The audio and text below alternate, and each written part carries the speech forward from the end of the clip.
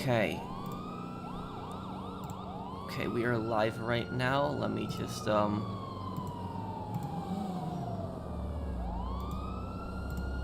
let's post this on Twitter here. There we go. Okay.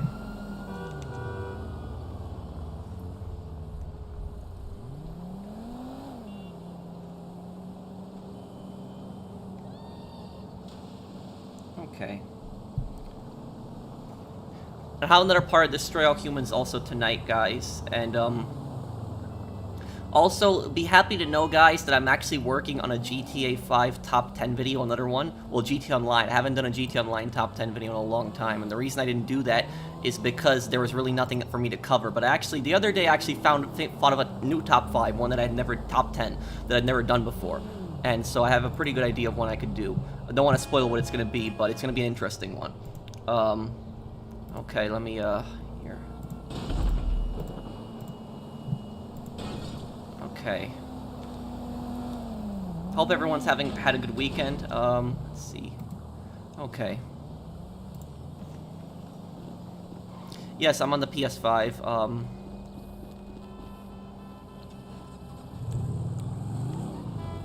Yeah, you know, I'm able to chill and just relax and actually play GTA Online.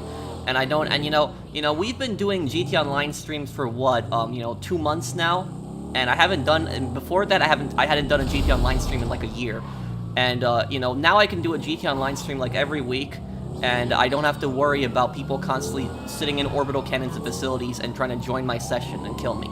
So that's like, that's why I like streaming GTA now, because I can relax, and I don't have to worry about people constantly trying to harass me.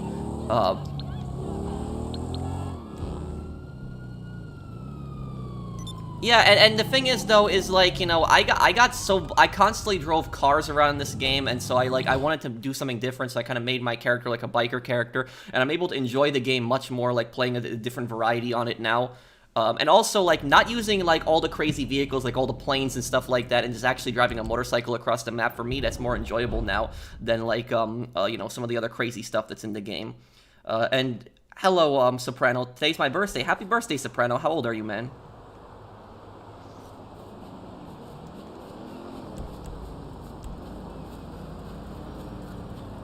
You already bought the M16? No, we'll buy it today on the stream. Did they patch the cannon glitch? I'm not even sure anymore. I just, I don't even really, you know, stream much in the public sessions. I'll sell sometimes in public sessions, but I'm certainly not going to stream, because if I stream in a public session, you're going to have, like, a bunch of people constantly trying to join and kill me. It's, I don't even know really why. Like, I don't even know why people are so obsessed with killing me. It's probably just for attention. I don't even do anything to them. I don't cause drama. I'm not a toxic guy. Just want to sit here and play the game and have fun and help my friends out. That's it. Do you like the M16 in Call of Duty Modern Warfare? Yeah, it's cool. Hey, GB. Do Cayo Perico. We could do that later on the stream. Okay.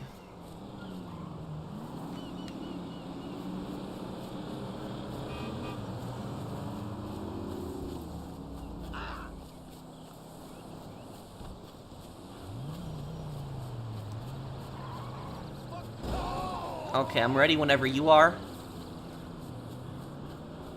Almost got 70 million on this character, almost.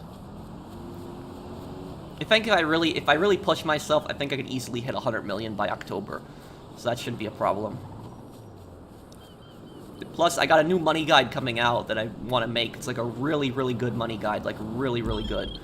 And I hadn't made a money guide in a really long time. Last time I made a money guide, when was that? Like probably like 2 years ago.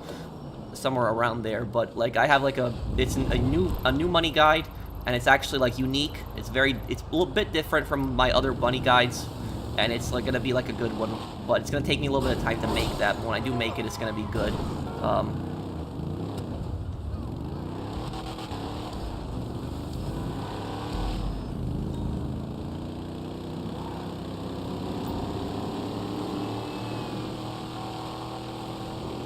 Since March, Lachi. Will I stream of PvP Cats? Yeah, sure, I can do a video of him again. He's a great channel.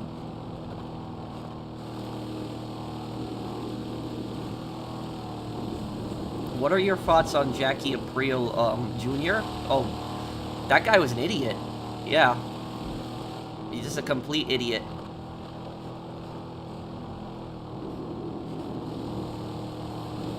Basically, like, Jackie Aprile Jr. was just Jackie Jr. He was all talk. That's all he pretty much was. And then when he actually did something, he completely messed up, and that was his downfall. Also, here's a fun fact for you: the DeMarco Jr. in Max Payne 3, the guy that harasses Max at the bar, is actually based on Jackie Jr. from The Sopranos.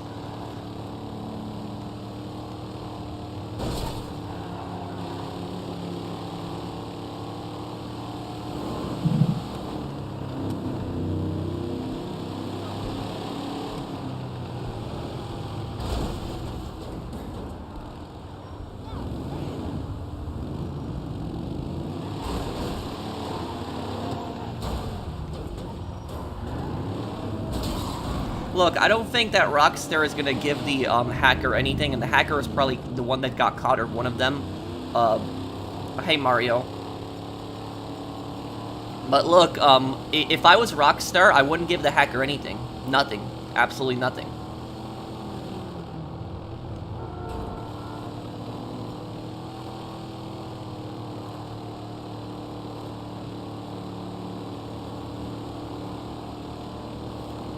Why do I keep ignoring you? I'm not ignoring you, Mole. I read your comments on several of my streams. I'm not ignoring you. I just, there's just a lot of people that comment at once, so it's hard for me to read every single person's comment.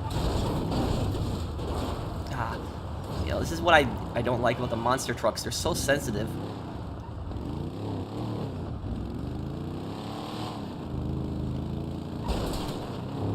Do I feel it was an inside job? No.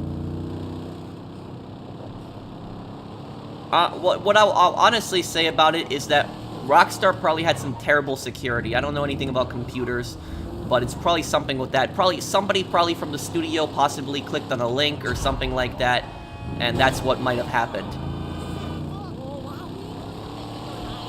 Yeah, I will give Saints Row that. One good thing that the Saints Row reboot did is that when you're in a monster truck and a tank, you can actually crush cars. That's one good thing the reboot did, I'll give it that.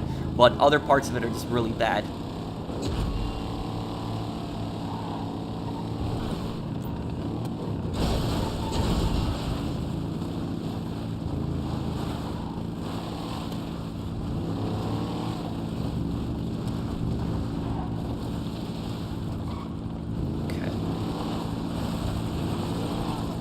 You ever think of going to Twitch? Not really. I always like to stream on YouTube. Like to keep my community together.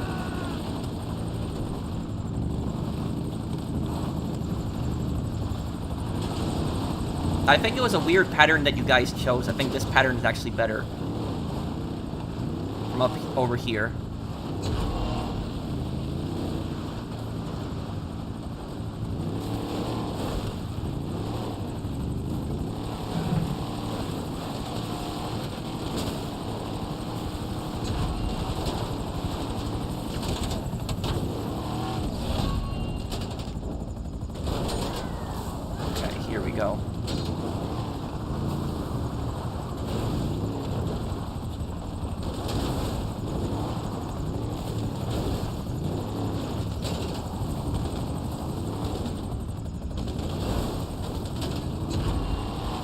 Well, T-Man, what I'll say about that is that this thing that happened with Rockstar and, like, GTA, the new GTA game, I highly doubt that it was only one person. I highly doubt it's just one guy. I think there's multiple people involved in this.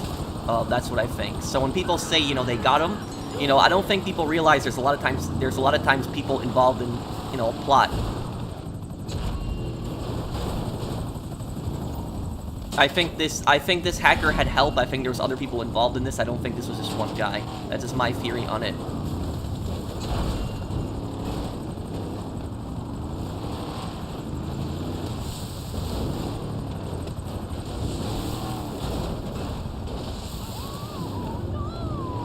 Are you gonna play Ghost of Tsushima again? Great question, Ozzy. Yes, I will. Maybe by the end of this year, I'll play it again. I'll do a playthrough of it, and I'll do it on the hardest difficulty, too. What's the hardest difficulty in Ghost of Tsushima called when you beat the game again? Like the, but, I could do it on that. I'm pretty good at that game. Yeah, and, I have actually, you guys want to know something crazy?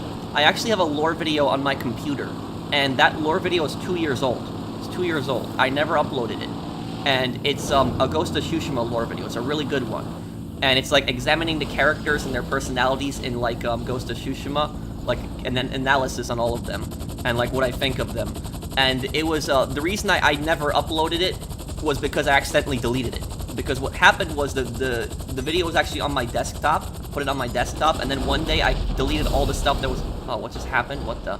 I've never seen that animation, it's still delivered. But I deleted all the clips on my desktop, like everything, and I didn't realize I deleted, like, my lore video by accident. I was like, oh, crap. And then what happened was, I didn't feel like making it again, and then, like, you know, 2 years later, like, my friend, he's, like, really good with computers, he was helping me with a few things on my computer, and, he was, like, he actually found the video from, like, 2 years ago. It was deleted, but it was still on my computer, and it was, like, some Windows, like some Windows feature that, like, saved deleted stuff or something like that, and he found it there, and so he fully restored the video, and I have it again, and so when I complete Ghost of Tsushima, I will upload that lore video.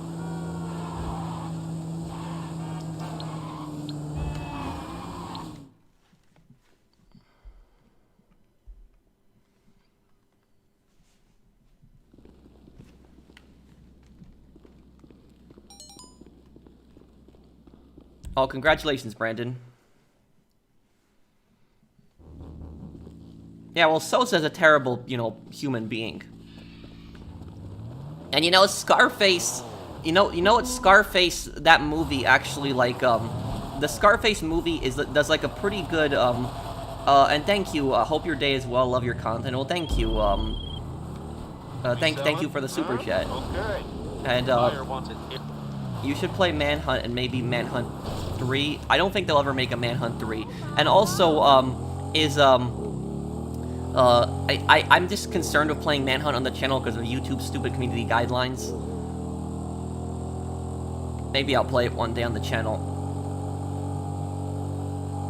I have anxiety. I'm in college. I need help. Well, what are you... if you mind me asking... Oh, no. I hate when that happens and they turn like that. What are you anxious about? Like, is there a specific thing that's stressing you out?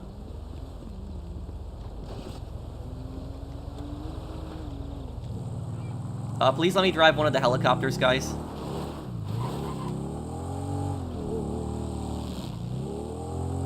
Jackie Aprile always using his father as an excuse to get away with everything. Yeah, but the thing is, though, is that, you know, it's something like the Mafia. They really don't care about that stuff. They really don't care about who your father is. They don't. They're not gonna, like, you know, kill that person, because then they'll have, like, a massive problem with that person's, like, family, if that person's family is, like, another powerful gangster. However, though, what I mean is they're not gonna take them seriously. You know, you cannot rely on the reputation of somebody else. And that's the problem with Jackie, is that Jackie in The Sopranos constantly relied on his father's reputation when he had no reputation himself, and that's why nobody took him seriously. Like, Junior didn't take him seriously, Tony didn't take him seriously, you know, who else? I think even Ralph didn't take him seriously, so it's just like, he was just a joke.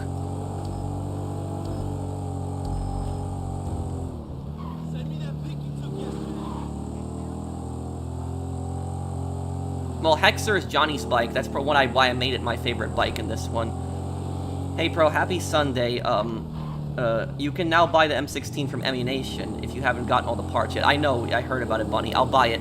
I'm just, yeah, I'm finally happy because I'll tell you that M16 scavenging hunt was, like, one of the worst, like, events that Rockstar's ever done is the M16 thing. Is the M16's a great gun, don't get me wrong, but, like, the way to acquire it is, like, one of the worst mission designs Rockstar's ever had. The fact that you gotta wait, like, 20 minutes or 30 minutes, like, after each one that you pick up, it was, like, stupid. It's like, when I picked up one of the M16 parts when it first came out, and then what happened was I actually flew to all the other locations and it didn't spawn, and I was like, what the hell? And then one of my friends told me, yeah, you gotta wait, like, half an hour for the other part. I was like, you gotta be kidding me. I was like, this is stupid.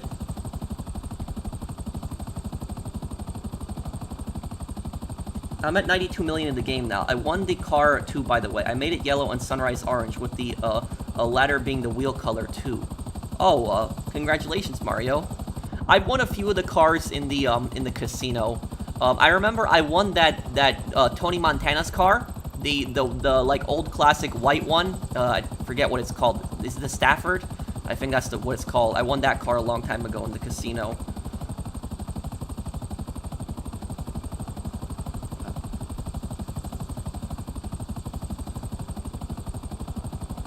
Let me look at the chat here. Did Scarface reply? Let me see.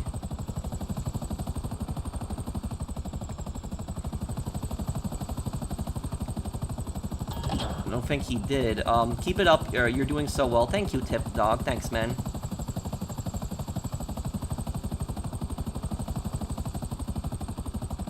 Oh, some lag there. Okay.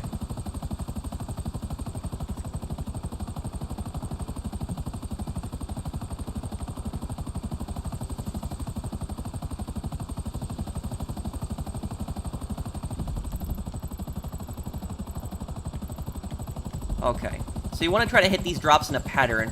I got a pretty good idea of how I'm going to hit them. Yeah, I got an idea.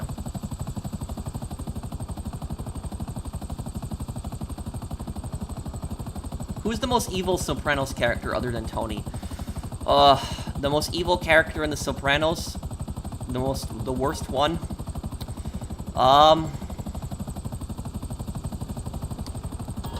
I'd say either Richie or Ralph. I'm trying to think of some of the other characters. Probably either Richie or Ralph. Those are like the two biggest, like the worst human beings on that show.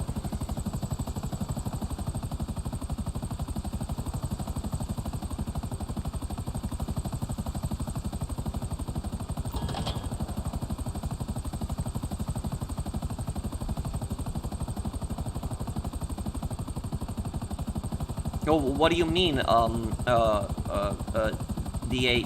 Say Mato, thank you for the super chat. Can you explain? You don't have to super chat again, but if you could explain what you mean in your super chat, thank you. What do you mean with the next GT? I'm a bit confused what you mean on your question. What about World at War? I'd like to hear your commentary on the game while playing, since it's World War II history. Thank you, Edgy. And I could do like a really good commentary on World at War. I did a pretty good commentary on Sniper Elite on like World War II history. I know history pretty well. And it's like, but World at War, I did try to play World at War in the channel like 2 years ago, and I actually got a strike from YouTube for playing. It wasn't even a copyright strike, it was a community guideline strike. And apparently I had violated like the harmful and brutality policy, which I don't even understand like what I did wrong.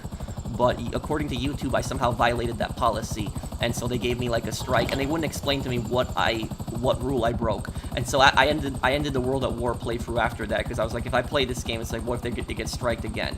So that was just, it was just a bad time.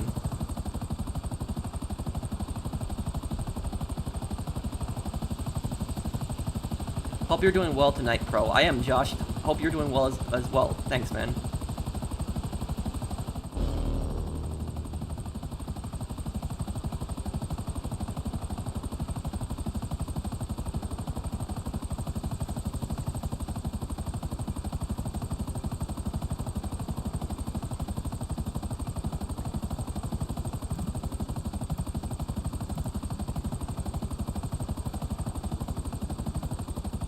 The Corey Kenshin video about YouTube yet? No, Juan, I didn't get the chance to see it. Yeah, he kind of was. But the thing is, though, is like when it comes to AJ, like he was specifically made as a character to be like that, where you weren't supposed to necessarily like him.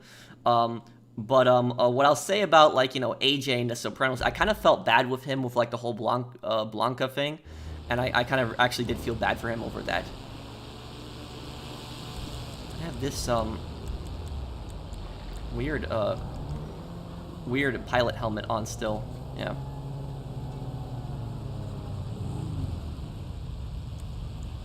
I did a co-op playthrough of A Way Out. Check out my channel. Go on my channel and look up playlists. Look up A Way Out. I did it 4 years ago. So I did do a co-op playthrough of it. They striked it because World at War doesn't shy away from the brutality of World War II like Call of Duty World War II and Vanguard did. The Stalingrad mission set the brutality for me. Yeah, and that's that is why I'm scared of like playing like a game like Manhunt. If World at War got striked for being too violent of a game, and that's, you know, what about Manhunt? So that's why I'm personally a bit scared of that. But A Way Out, that was actually a great game. And what I'll say about A Way Out is that what was great about that game is that the second player didn't need to buy it. Only one player needed to buy the game, which was really cool. So you could play it online with like one of your friends, and they didn't even need to buy the game. But they can only play it when you're online, of course. But that was like, I thought that was like a really cool. Remember Heart of the Reich on veteran difficulty? All those grenades, yeah. But you want to know something? As bad of a mission as Heart of the Reich was on veteran, I don't think that was the worst one on veteran. I think the worst one on veteran was Blowtorch and Corkscrew, like the second to last American mission. That one, like when you're going up like those rainy hills in Okinawa, that one on veteran I thought was the worst one.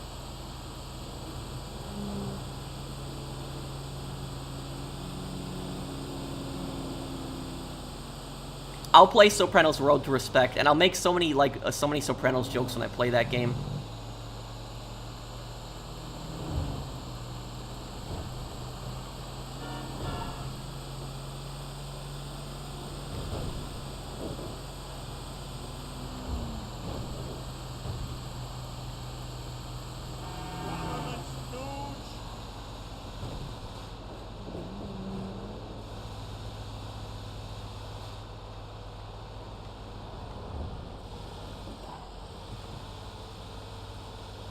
Where's the numbers, Mason?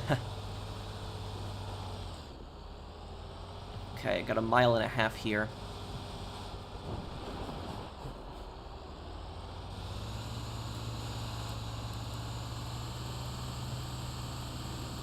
No problem, Art.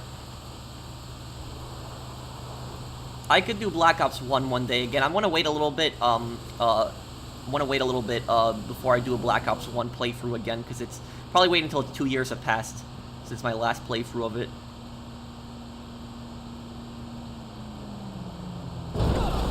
What I'll say, like, Road to Saints, the Sopranos Road to Respect.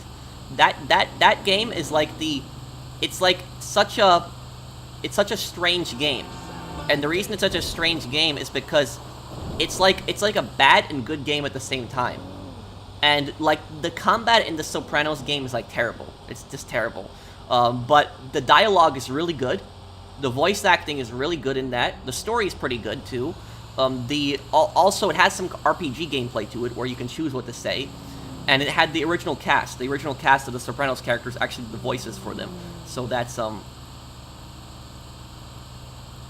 I play horror games? Last horror game I played was Outlast 2.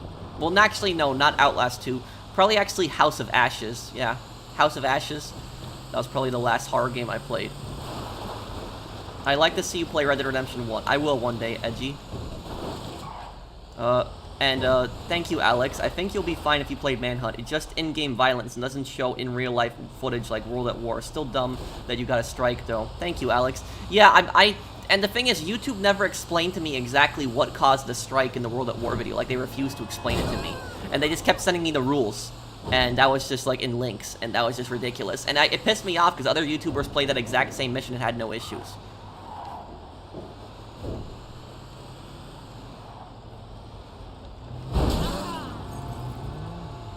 I think you're right. I think Alex, it might have been the real-life World War II footage that triggered, like, the YouTube copyright, community guidelines strike system, whatever. But the thing is, though, the problem with that, though, is that the World War II footage in World at War is, like, part of the story, where it's, like, there's cutscenes and dialogue mixed into it. So it's like you can't really cut it out in a playthrough.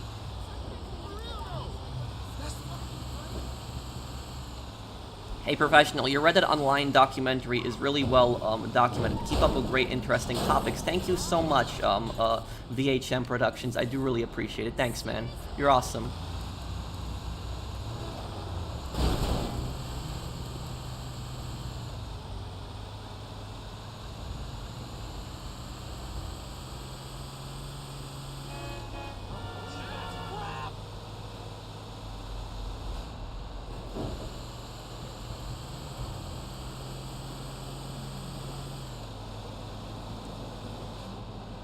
maybe I could do some streams of Fallout 76 one day. It's not actually it's not a bad game really anymore.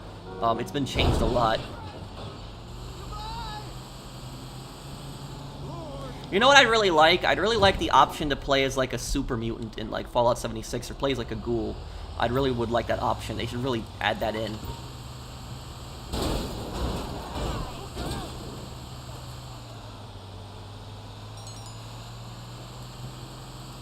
Yep, I still gotta do that one, Brandon, too.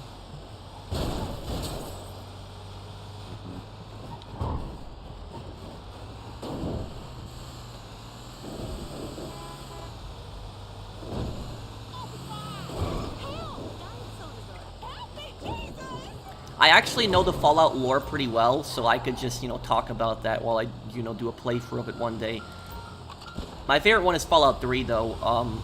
And, you know, most people, their favorite one is Fallout New Vegas, but my favorite one is Fallout 3, and I like Fallout 3 for a variety of reasons. I like it because you can play after the ending, but I also like that in Fallout 3 that, like, it feels more like a nuclear apocalypse game to me than Vegas. Like, Vegas was an amazing game also, but Vegas felt more joyful to me. Like, Fallout 3 was, like, more dark and depressing.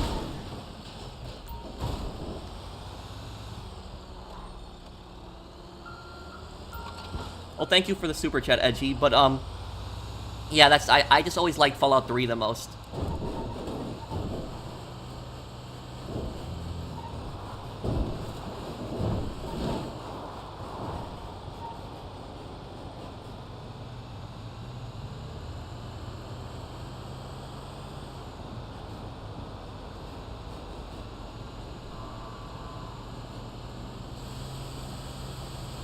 That would be pretty cool. It's like how you can choose different races for your character in the Elder Scrolls. Well, the thing is, though, is that with like the super mutant, maybe it could be like for Fallout 76, it could be that like you can make it at the beginning of the game, and like super mutants, the reason they probably don't do that is because super mutants would have different clothes, and also like the gameplay would be very different, so they'd have to change that up a lot.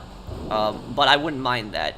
For like a ghoul, though, they could make it that like your character is like could actually become a ghoul. They could do something like that. And since there's no cure for ghoulification, they could do it where like, you know, if you spend in radiation too much or something like that, there's like a chance that like your character might get ghoulified. And if you do that like, you know, your character might be more resistant to radiation, but you might lose, like, charisma points and stuff like that.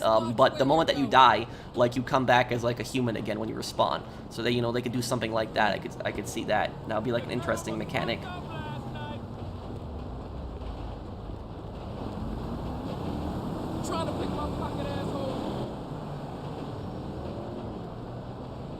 Did you blow up Megaton in Fallout 3? I did, yeah.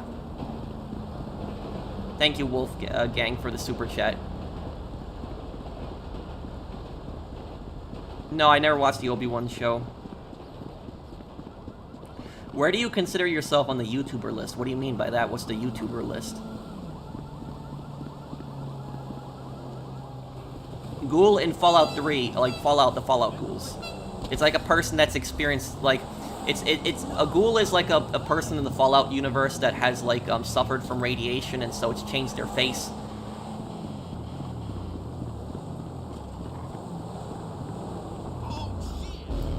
Would you choose NCR, Legion, Mr. House, or Yes Man?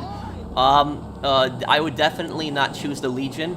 I would not choose the NCR either. I'd either go with Mr. House or with Yes Man if I had to choose, ultimately.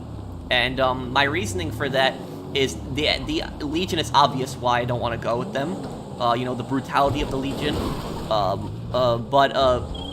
You know, with the NCR, the reason I don't like the NCR is because the NCR is actually, they actually are making the, and TJ, I'll help you sell this business, but after this one, I'll help another person sell, just to be fair to everyone.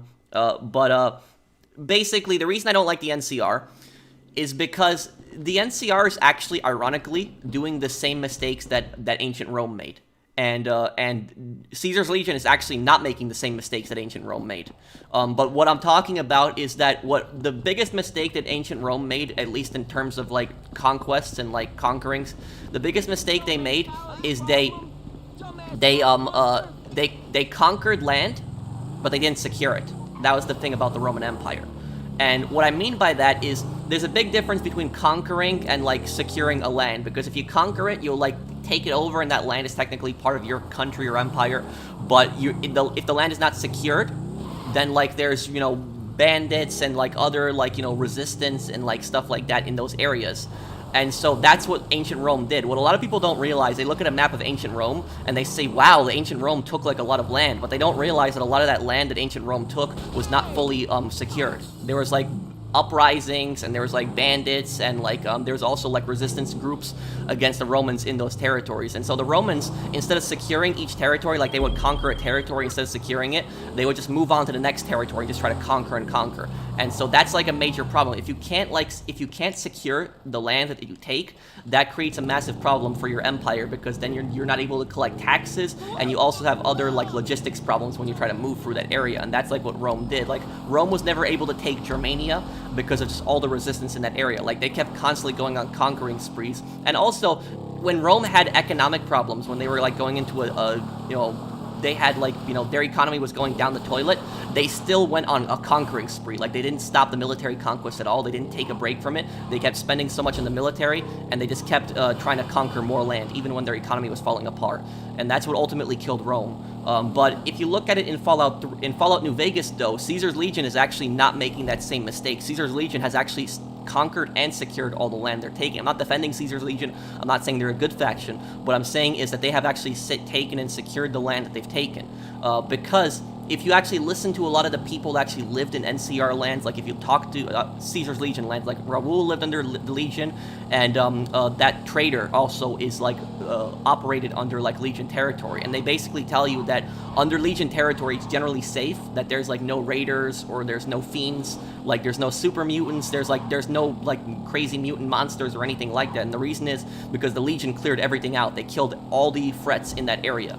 And so the NCR is actually making that exact same mistake, where the NCR is constantly taking land, but they're not securing it. And so a lot of even in California, like the NCR is trying to expand it in Nevada, they're trying to take New Vegas, but even when they're trying to take New Vegas, there's still parts of California that are not fully secured in their own homeland. There's parts of it that are not taken. So they still have raiders, and they still have like, you know, other threats, mutant monsters, and other stuff back in California. And so that's why the NCR is ultimately doomed to fail, because they're just constantly taking more land, and they're not securing it. And also, on top of that, they're also going to create tons of uprisings and rebellions, because the NCR, when they come into an area, they start taxing people. They don't give people a choice. Another problem with the NCR is that they're extremely hypocritical, because the NCR, when they come into an area, they claim to be all for democracy, but they conquer that area. They do take it, because they don't give the people a democratic choice if they want to join the NCR or not. They just come into an area and they say, okay, you're part of the NCR. And then they say, okay, now you get to choose who the president is. But you don't get to choose if the NCR was there in the first place. You don't get to choose whether you wanted to actually be part of the NCR. So they would just constantly come into areas and just take it over. And that's ultimately is that the NCR does not respect the sovereignty of New Vegas. They don't. They want to take New Vegas over. They don't care. The majority of the people in New Vegas don't want to be part of the NCR, but the NCR doesn't care about that. They want to still take it. So that's the hypocrisy of the NCR. And what I was saying earlier of like the taxes, you know how stupid is that the NCR try to force their citizens to pay taxes, but they don't provide security. So how can you justify like making your citizens pay taxes when you're not going to protect your citizens? That's stupid. Look at the territories the NCR occupies. It's like full of raiders and fiends and other stuff like that. So how can you possibly justify to your citizens trying to tax them when you're not even going to protect them? You know, what are the citizens paying taxes for? And that's ultimately why the NCR is doomed to fail, because of that. So that's why I don't like the NCR. I don't like the Legion because of their brutality, but I don't like the NCR because of their incompetence, and I don't like them because of their hypocrisy. So that's that. Now, you know, I'd go with Mr. House or Yes Man, because it guarantees like a sovereign like Vegas. That though that doesn't mean that there isn't problems. Like, you know, probably like the biggest pro of living under Mr. House, like the biggest, you know, benefit of living under House would probably be that you have security. So like the Securitons protect the Strip. There's no chance of anything harming you there. Like you don't have to worry about any mutant monsters. You don't have to worry about raiders or anything like that. The Strip is secure. The Strip is safe. You know, if you're not a criminal, you don't have anything to worry about. And the other, you know, benefit of living under Mr. House is that there's virtually no taxes. You know, there pretty much is no, like, Mr. House doesn't tax people. So that's like the pro of, like, living under Mr. House, is you have security and you pretty much have no taxes. Where the NCR, you have taxes and you have no security. So that's, like, ultimately why I think Mr. House would be a better option. However, though, that doesn't mean that there isn't problems. Like, there's no democracy in Vegas. Like, if Mr. House rules it, it's whatever Mr. House wants. So that's another, you know, con of it. Another con of it is that there's pretty much no government, like, assistance, no government help. So that's, like, another con. There's, like, there's no taxes, to be fair, but there's also no government help. The only government help is you have the Securitons who protect the Strip. But other than that, there's nothing else. So, like, all the factions in Fallout New Vegas have, like, benefits to them, but, like, and cons. But I would say the two factions that I dislike the most are the NCR and Legion. I don't like both of them. I'd either go with Mr. House or I'd go with Yes Man. Either one. Let me see, did I miss, like, something here? Do you think Rockstar would delay GTA 6? It's entirely a possibility, Crazy Kevin. Thank you for the super chat. And thank you, Kevin. My day's going good. That's the answer to your question, Edgy. I might make a lore video explaining what I think of all the factions one day. Do I like the Enclave in Fallout? Absolutely not. Losing my voice here. Sorry, everyone. The Enclave is the most evil faction in the Fallout games. Like, it's the most, they are definitely the most evil group in the Fallout world. And the Enclave, if the Enclave had their way, like in Fallout 3, they would have killed every single person that is not a member of the Enclave if they had their way. So they would kill anybody who's still alive in the Wasteland. They'd kill every single person. So that's, like, the Enclave, I would say, is, like, the worst, like, most evil group in the Fallout world, definitely.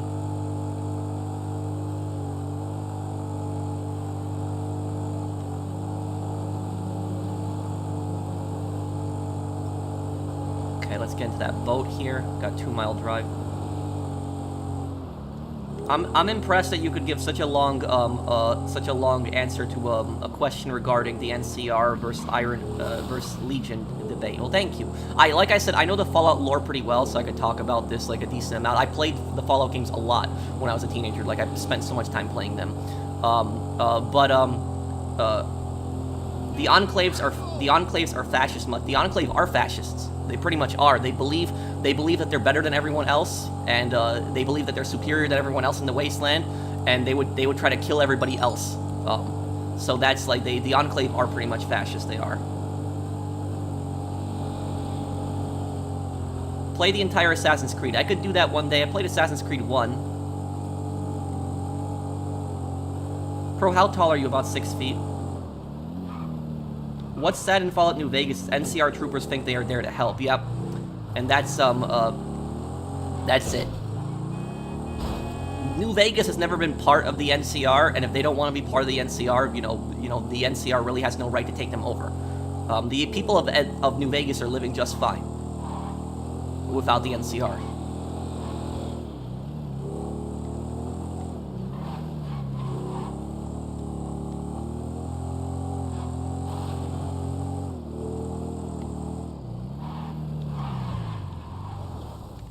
Almost fell there. Okay, I'll take this other boat here. Okay. Yeah, I don't want to have an accident going in the water with this. Let's hit the gym. I was actually at the gym the other day. Did a pretty good workout. No, a few, one of my friends who lives in Poland, actually, he really likes the Stalker games. He's played, like, all of them. I know the games. It's, like, the open world game that's, like, takes place in Pripyat, but I've never, really played them.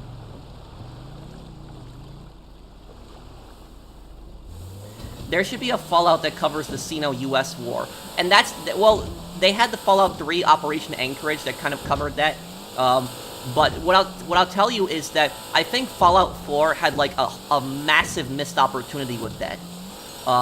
And the reason they had a massive missed opportunity is, like, sometimes, like, these developers, I feel like they don't know what they're doing when they're writing the stories in these games. But in Fallout 4, the main character that you play as in Fallout 4, he fought in the he or she, they fought in the Sino-American War. So because America had a war with China before the nuclear apocalypse in Fallout, and so the main character, the sole survivor in Fallout 4, actually fought against China in that war. And so the thing about it is that they could have done like a prologue to that game where it was like the Sino, like, American War, and they could have done like a combat, like, prologue, like a combat tutorial, like introduce you to the guns, and they could have done like an Alaska mission or something where he plays a sole survivor. And then, like, you get, maybe you get, like, wounded or something like that, and you get discharged and sent back to the U.S., something like that. And then they could have done, like, the whole nuclear apocalypse with, like, the thing where you sit in the house and you watch the TV and the nuke happens. I thought that scene could have been much better. That's just what I think about it.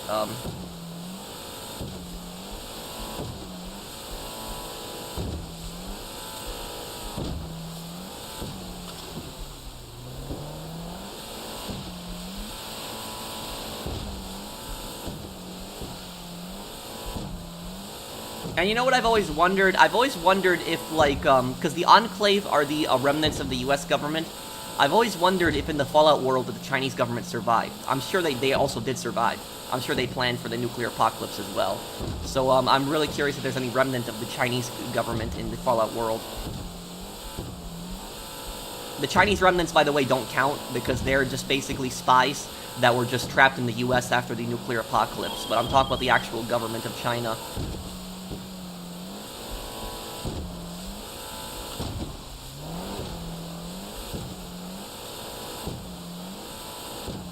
Thank you, Edgy. I don't really have much of a comment on that 3rd Street.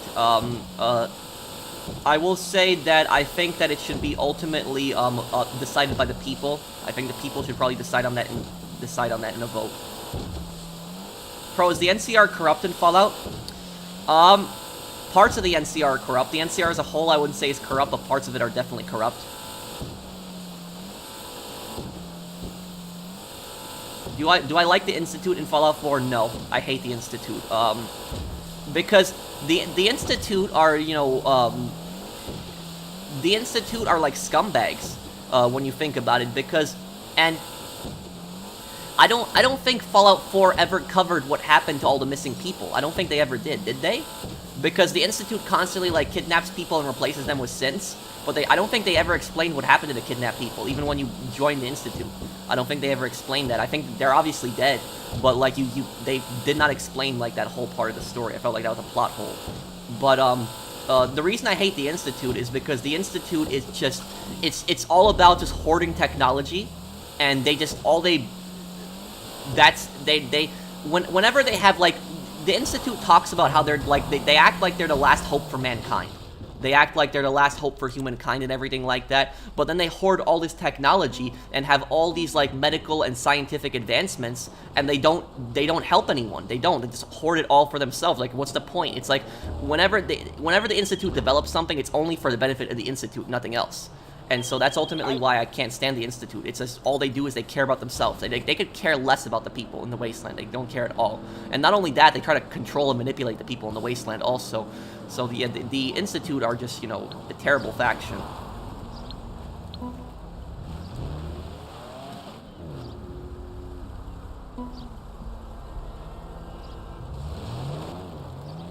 The real-life Chinese Communist Party prepared for war versus the Soviet Union. Yes, I'm gonna join another MC here. And here's the thing, what a lot of people don't know about is that the Soviet Union and China almost got into a world war with each other. That actually happened in history.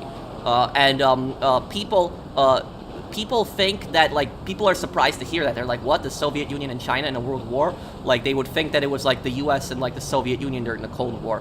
But China and the Soviet Union almost did get into an actual massive war. They actually did get into a war, but not a massive one. Basically, there was, like, a bunch of islands and, like, disputed territories that were on the border with China and, like, the Soviet Union. And what happened was they actually got into a war over that. And so this was, like, I think this was in the 60s. There was, like, several, Soviet and Chinese, like, border clashes, and they actually started firing each other, and it was like tanks were shooting at each other, and, like, a few thousand soldiers on both sides died. And what actually happened was the Soviets were actually prepared to actually fire nuclear missiles at China, and they actually stopped at the last minute. So they were actually considering, like, firing missiles at China. But Google it, type in, like, Sino-Soviet War, and you'll see it. They actually, the Soviet Union and China actually did fight each other in a war. It actually did happen. The worst U.S. president, the worst U.S. president would be, what's his name? I'm trying to think of his name.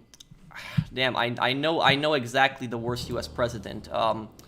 But he's, I gotta look up his name. Damn. James Buchanan. James Buchanan is the worst U.S. president in history. James Buchanan. And the reason James Buchanan is the worst American president in history is because James Buchanan actually did nothing to stop the American Civil War from happening. So basically, like, the Civil War was about to happen, like, right when he was president, and he did nothing to stop it. Like, nothing. He just did nothing. And then when Lincoln got elected, the South seceded, and then the whole war started. So, like, Buchanan would be the worst one because he did nothing to stop it. So that was, like, yeah, I'd say Buchanan then.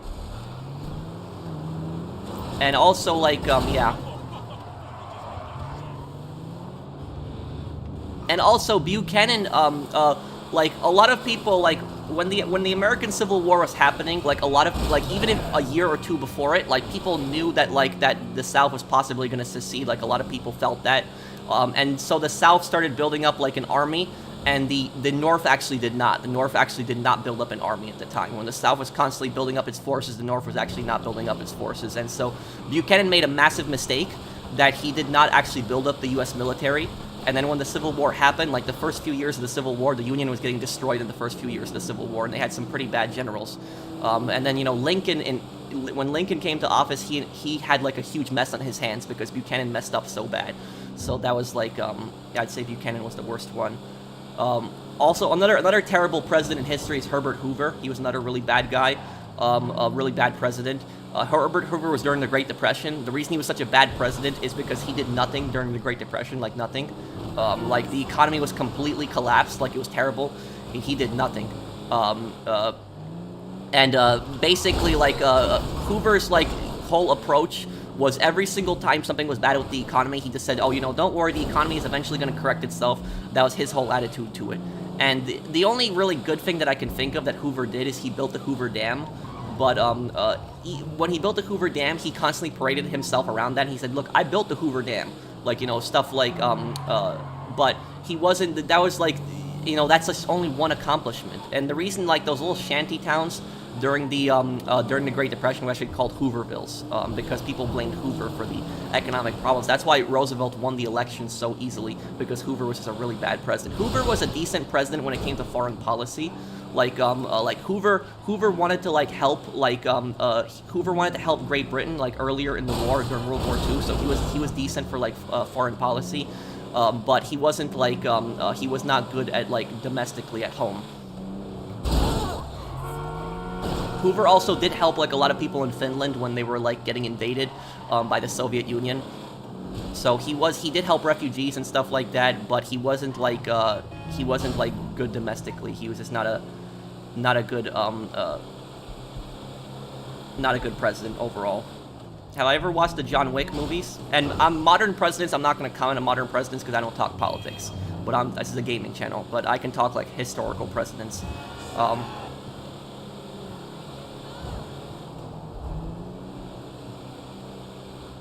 Have you ever watched the John Wick movies? Yeah, I have seen.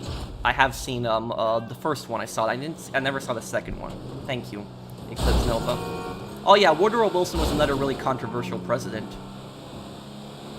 Woodrow Wilson was actually one of the most racist U.S. presidents. Thank you, Edgy, for the super chat.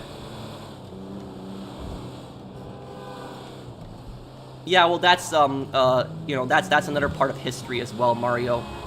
I don't, you know, want to really, you know, comment because it's gonna, I'm trying to avoid, like, you know, modern political talk.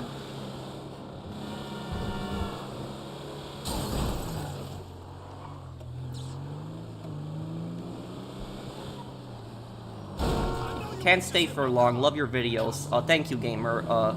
Thank you for the comment. Oh yeah, Abraham Lincoln was racist as well. That is true. But you know, for the time being, Like, you know, I think that Lincoln was, like, did everything he could during the Civil War. You know, I think that, you know, he did ultimately win the Civil War. You know, he wasn't a perfect human being. He was a racist, that is true. But, you know, he did help to abolish slavery.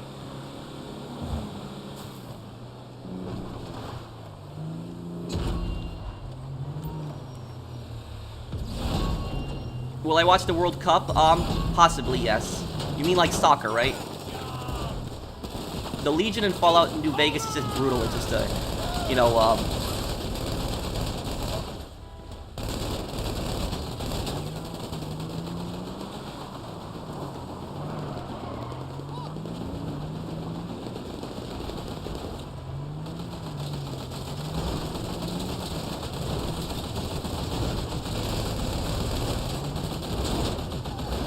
what are my next projects? I have a lore video. Wow, blew up a bike. I have a lore video that I want to make. But it's probably gonna be out in a few days. I've just been so busy lately with a few of my videos.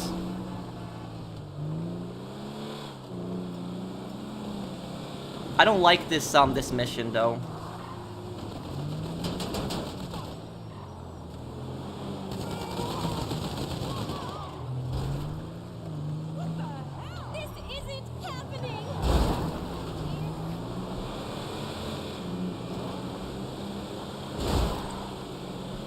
Ever heard of a game called Iron Harvest? Yes, I actually have that game, but I never played it. It's kind of like that World War I, like, it takes place after World War I strategy game.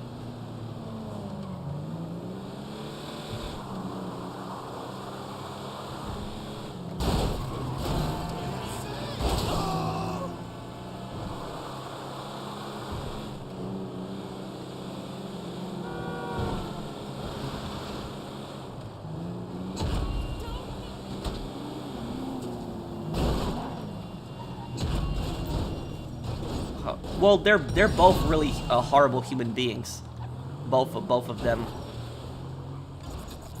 Mao Zedong has the higher, you know, Mao Zedong killed more people than Stalin, and it was his Great Leap Forward was just a disaster. Oh, I'm sorry, sorry.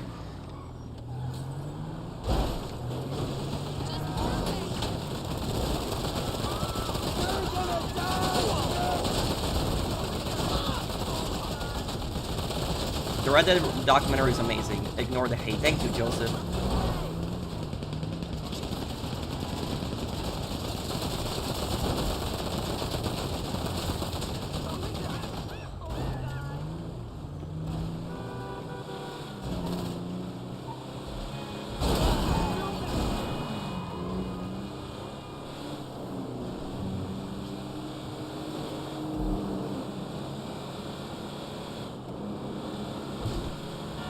Why do I like Nico as a protagonist? Because he's, I like him because he was kind of like a bit, like, kind of cold-blooded in a way. He was a bit serious. You know, he wasn't a jokester.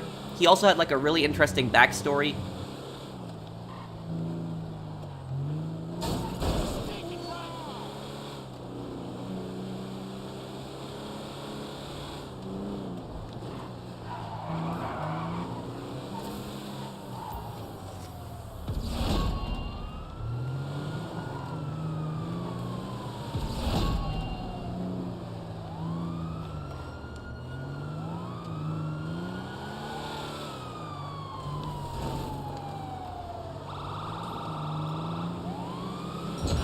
Oh, Andrew Johnson.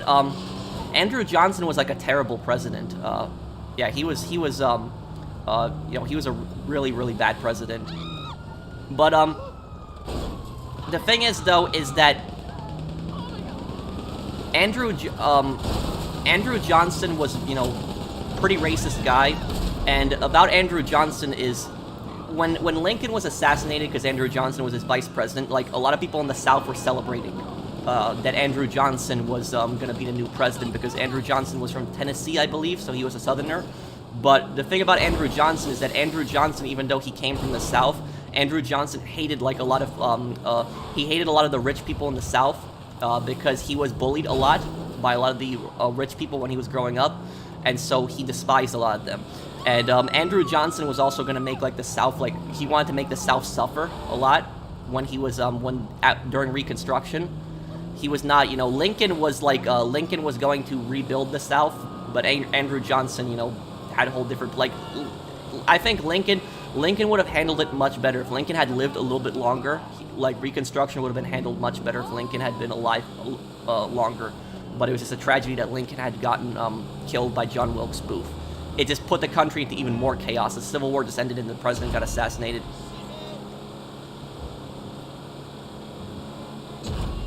Hey Joshua, thank you for the super chat, man.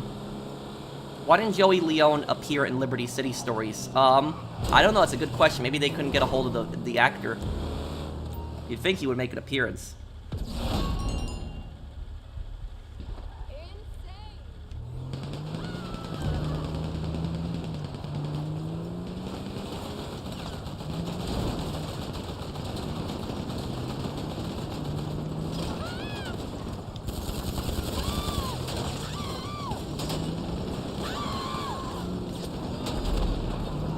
They named the Lincoln Tunnel after Booth in GTA 4. Did they?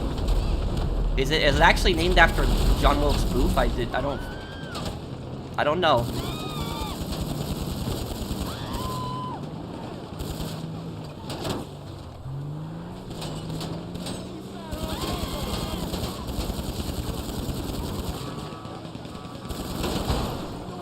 But yeah, it was you know, the people at the time who were celebrating that Lincoln was assassinated, those people were stupid because Lincoln would have, Lincoln actually would have reconstructed the South much better than Johnson did. It's a shame that, you know, Lincoln had died then. Wonder, you know, how American history would have changed if he still was president at the time.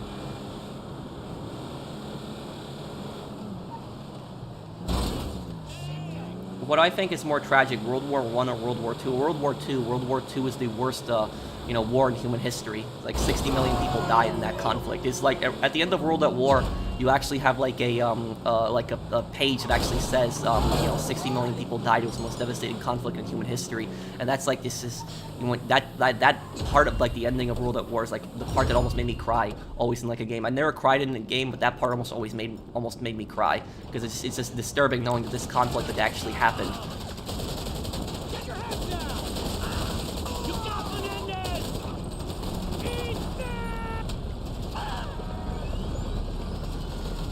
Oh yeah, World War I was also a really bad war as well.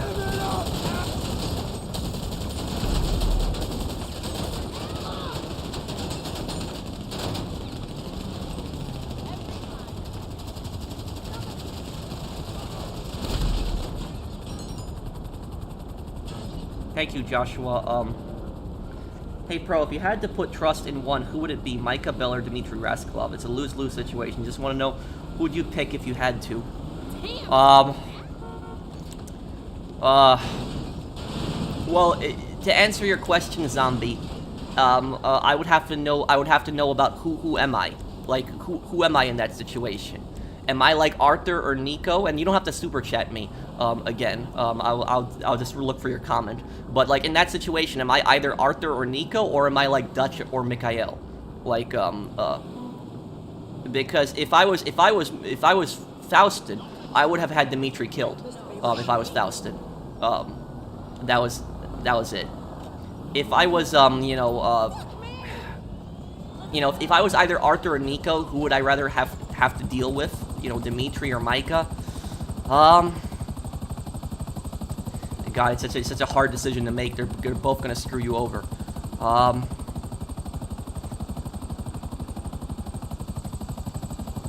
That's a really hard one.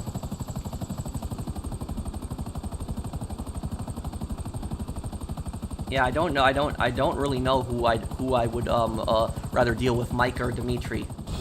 Both of those situations are gonna go really bad. That was a really good question.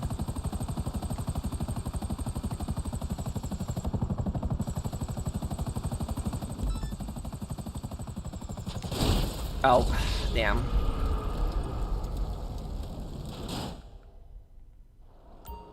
Yeah, I don't think there really is an answer, Zombie, honestly. Like, I don't think there really is an answer. It's honestly too hard of a question for me to answer. You know, who would you rather work with, Dmitri or Micah? It's like you're gonna get screwed either way. It's just, and honestly, it's almost like Micah is a descendant of Dmitri in a way. I know Dmitri's Russian and Micah's American, but it's almost like they're, you know, they're different. It's almost like it's the same character but in different time periods. Like it's that, like Micah died and he got reincarnated as somebody called Dmitri in modern day. So it's just like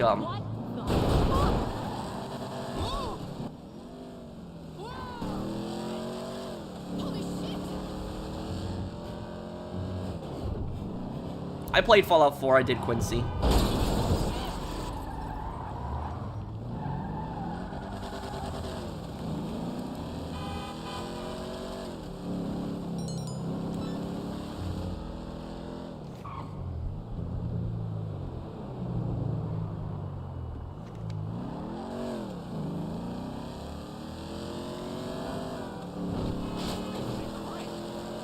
What I'll say about like Micah and Dmitri, the only difference between Micah and Dmitri is that Dmitri is more of a coward than Micah. That's really the only difference between them. Is like when you really think about it, Micah, at least as bad as he is, Micah will at least fight and won't run away. Where Dmitri will run away. He'll set people up. He'll have other people do his dirty work for him. Okay, Brandon.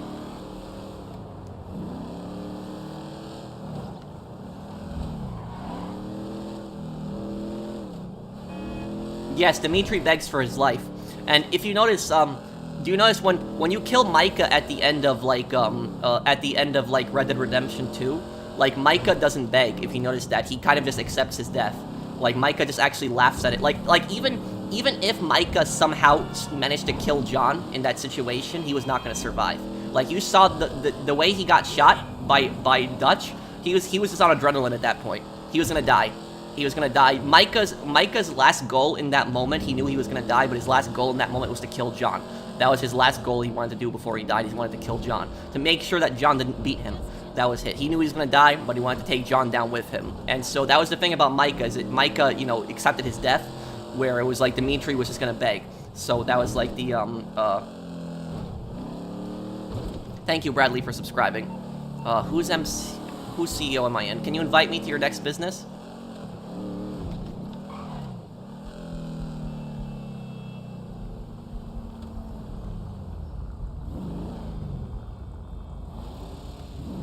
Can you help me sell? I have double everything. I can help you sell. Are you in the session, Eric? Thank you for the super chat.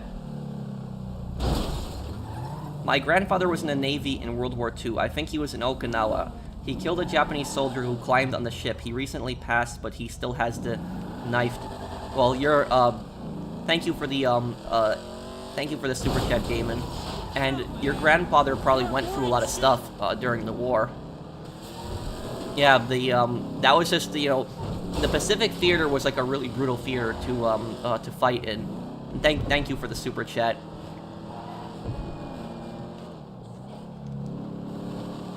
It was, yeah, if I was like an American soldier, like at that time, I probably would have preferred to fight in the European theater than fight in like the Pacific Theater. Like I think the Pacific Theater was worse.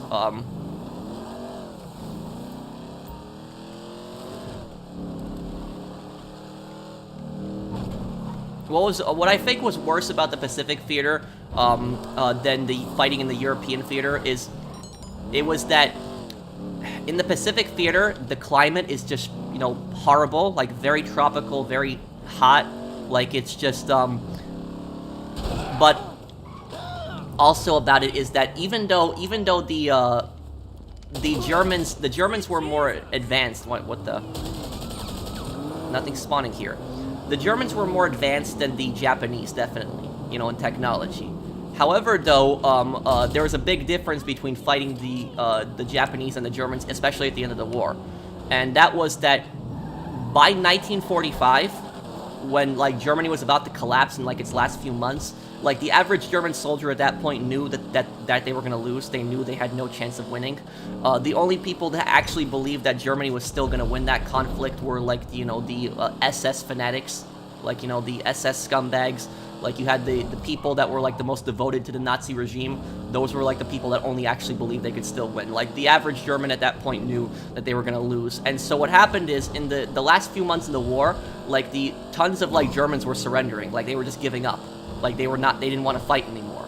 But, like, when it came to, like, the Pacific theater, even at the end of the war, like, the last few months of in the Pacific, the Japanese were fighting till the very end. Like, they were just fighting, and not giving up. And, like, if you look at the Japanese casualties, like, whenever the U.S. fought them in a battle, like, the U.S. killed, like, 90% of their soldiers in, like, a battle.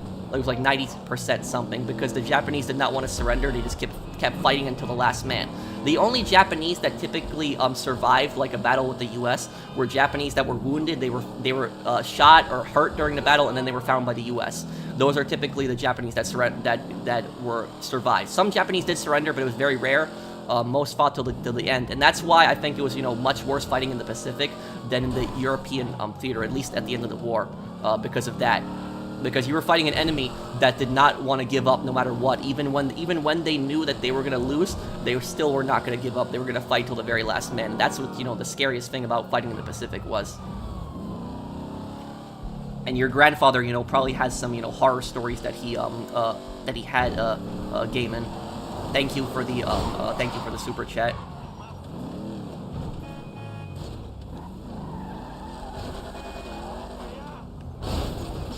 Let me see here. Who am I helping sell right now?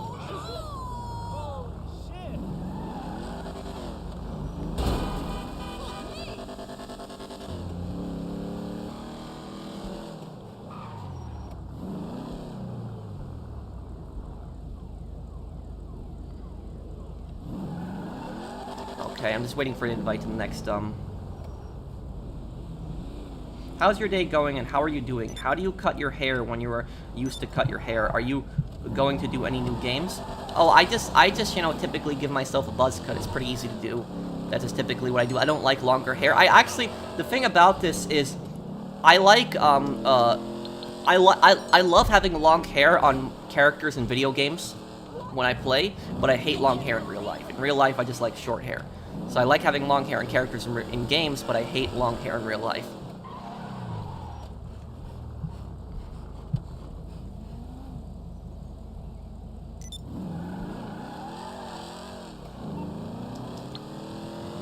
Okay, let's see. Vehicle warehouse. Here we go. Well, they both committed really horrible war crimes. Edgy. Thank you for the super chat.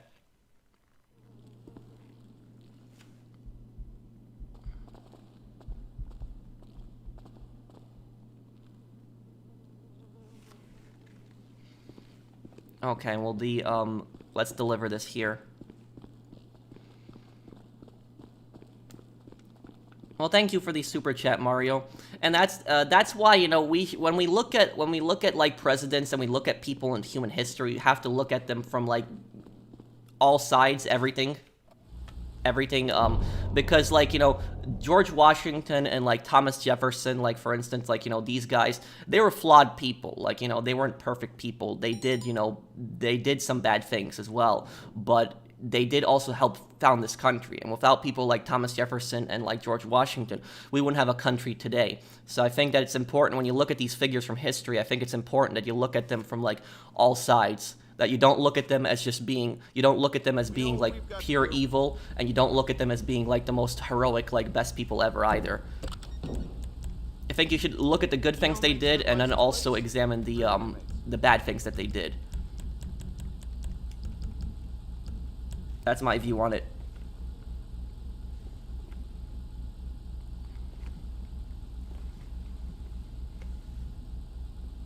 Yes, I did complete college, but, I don't really know if it was, you know, I have, like, even though I completed college, I criticize college a lot, like, on my channel, like, especially in my live streams, because it's not that college that I criticize, it's more of the college culture that I criticize on my channel. Like it's like you know, people go to college a lot of times and they're forced to study stuff that has absolutely nothing to do with their degrees. And so you know, a lot of times I don't think that college is necessary in my mind. Are you in student debt? No, no, I'm not. But it's my view on it is that I think that a lot of companies are stupid for requiring like college education, because there's plenty of jobs that you don't need a college degree for, and you can do them, and they're fine. You don't need a college degree for a lot of jobs that require it. But a lot of like you know, companies are stupid, is that they want like college degrees constantly, and that kind of fuels the college business, which college is ultimately a business when you think about it. What I'll say is, like, look at one of my best friends. His dad actually worked for Verizon. So he worked for Verizon for like, I think 20 or something years. And so he moved up in Verizon. Like, I don't remember what he did exactly, but he moved up in Verizon. So, you know, he started out low in the company. He moved up, you know, over like 20 years of working for that company. And then what happened was the Verizon people came to him all of a sudden and they're like, hey, you need to finish college and get a college degree if you want to keep this job. And he's like, I've been doing this job for years. Like, I know what I'm doing. I don't need college. And they're like, oh, we know that, but, you know, new corporate policy, you need to have college if you want to be in this position. So you can keep your job for now, but you need to start doing college. And so that's stupid. Like, you know, something like that.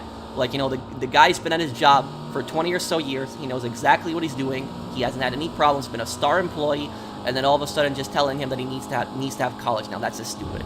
So that's what I'm talking about when I say the college culture.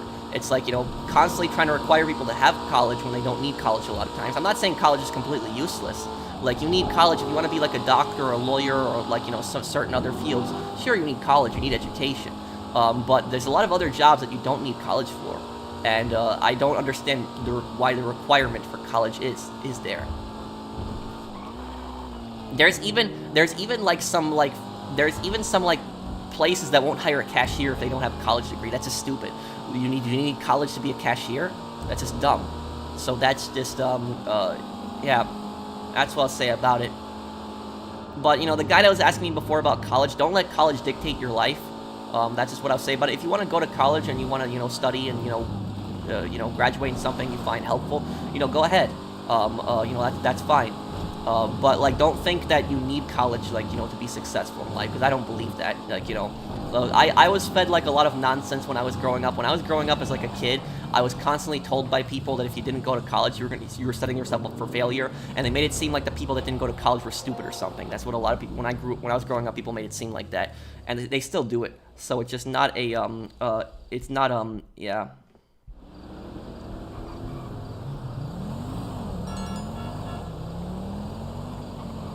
Yeah, I know I can buy the M16 from Ammunition. Thank you, JM58. And thank you, Water. Well, I'm not really going to answer that question because that's a extremely controversial figure in history, and a lot of people have very different opinions. So I'm not really going to get into that person. Thank you for the super chat, though.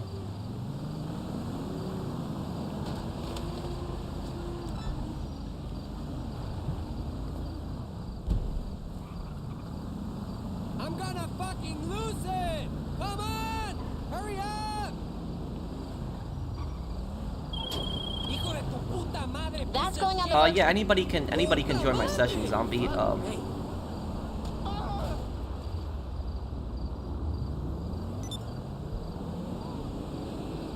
Yes, I remember that, Mr. Waifu.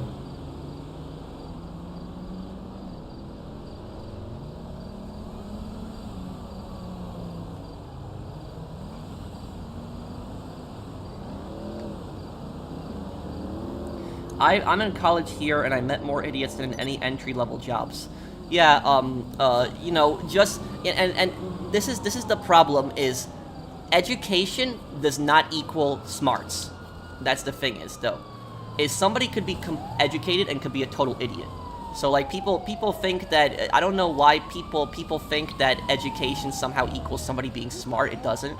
You know, education shows some people's qualifications. It shows what they finished school, sure, but it doesn't necessarily show that person's smart and knows what they're doing. And that's the thing about it. And honestly, do you know what I think is the best education? The best in my view. You know what I think is the best education that you can possibly get? It's not even the education that you get in college. I think real life experience, I think, is the best education that you can possibly get. I think that is. And I think that applies to pretty much everything. When you think about it, like, when you're running a business, like, you know, actual experience running your business is more education than you'll probably get in going to school for business. Like, actually running a small business is probably, you'll get more educated than studying how to run a small business. Like, when you're practicing to become a doctor, you know, you're taking courses, obviously, you're learning about the field, don't get me wrong, they do help you. But, like, when you're like rising up in that field to become a doctor, because that's what one of my friends is doing. So, like, when you're rising up to become a doctor, you work with other doctors, you know, they teach you other stuff, and that, I feel like, that you learn the most amount of stuff from experience, from people that are actually in the field, than, like, you know, in the college itself. That's at least just my view on it. I think experience is the, you know, #1 factor for education. What degree did I get out of college? I finished in law enforcement technology. That's what I was considering, you know, going into, you know, law enforcement, and I wanted to eventually work my way up to become a detective. That's what I possibly was doing, but now I never want to be a cop right now, not in this, you know, atmosphere, and, you know, now it's like, you know, kind of a crazy time to be a police officer also, a lot of the stuff that goes on today, so it's, no, you know, a lot of people, you know, I know there's bad cops out there, and I know there's racist cops, but there's, like, but most cops are good people, and, like, a lot of people treat a lot of cops really bad, even when they're good people, so that's, why I wouldn't want to be a cop today.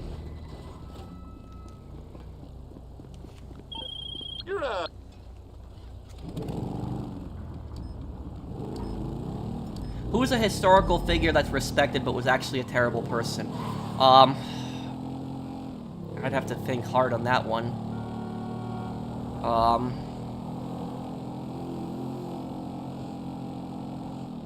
I don't know. I'd have to think. I could probably give you an answer, but I'd have to really think about that one. I don't think I can think of anything at the top of my head. Somebody that's respected in history but was actually a really bad person. I don't know. I can't think of anybody right now.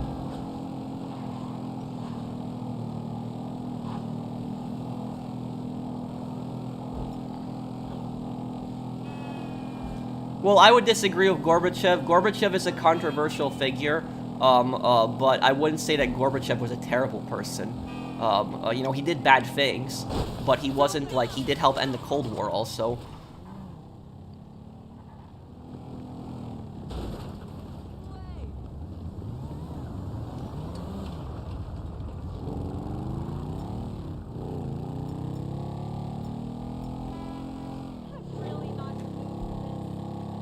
Henry Ford?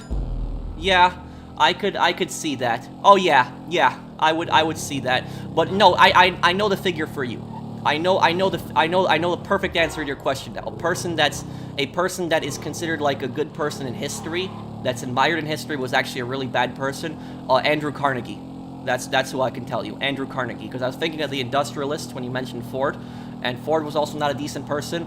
But I was thinking of Carnegie. Carnegie is like, when you learn about Carnegie, you learn about the accomplishments he made, you learn about his steel business, his steel production, and also Carnegie actually exists in Red Dead Redemption 2. You know who he is? He's Leviticus Cornwall. Leviticus Cornwall is based on Andrew Carnegie, so when you think of Andrew Carnegie, you know Leviticus Cornwall is who he's based on. Andrew Carnegie was the richest person in America. He was the richest, most wealthiest person in America, and he is considered like one of the, he's considered like a founder of industrial America, like the industrialist. He's considered one of the people who industrialized America, and so people constantly talk about his accomplishments, how he built the steel industry, how he built all these factories, how he produced steel on a massive plate, how he, a lot of this stuff, but the reality is that even though Carnegie did produce a lot of steel, and sure, you know, he did, I guess, build up the U.S. economy, that is true, Carnegie was a really terrible person because he treated his workers like absolute garbage. Like, people in Carnegie's factories, people worked like 6 days a week, 12-hour shifts, and they had no breaks. Imagine working a 12-hour shift and not being allowed to eat. That's like what, you know, people in Carnegie's factories worked like. And also, there was no safety. There was no fire exits. There was no safeties on the machines.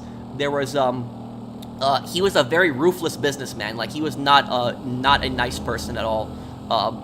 And the thing about Carnegie is that Carnegie was actually not even born into wealth. Like, a lot of these, like, rich industrialists usually were born into wealth, but Carnegie, he grew up in absolute poverty. Like, he was really, really poor when he grew up. He was actually from Scotland originally. He came to the U.S. when he was a kid, and he worked in a train station and eventually saved up his money, started up a few businesses, and eventually became, like, the richest man in America. But it was, even though he suffered so much when he was poor, he did not care about other poor people when he was, like, really rich. And so his argument was that he would say, he's like, oh, you know, I had to go through a lot of bad things when I was poor. You know, everybody else should have to go through the same things I went through. That was his logic. That's how he reasoned things.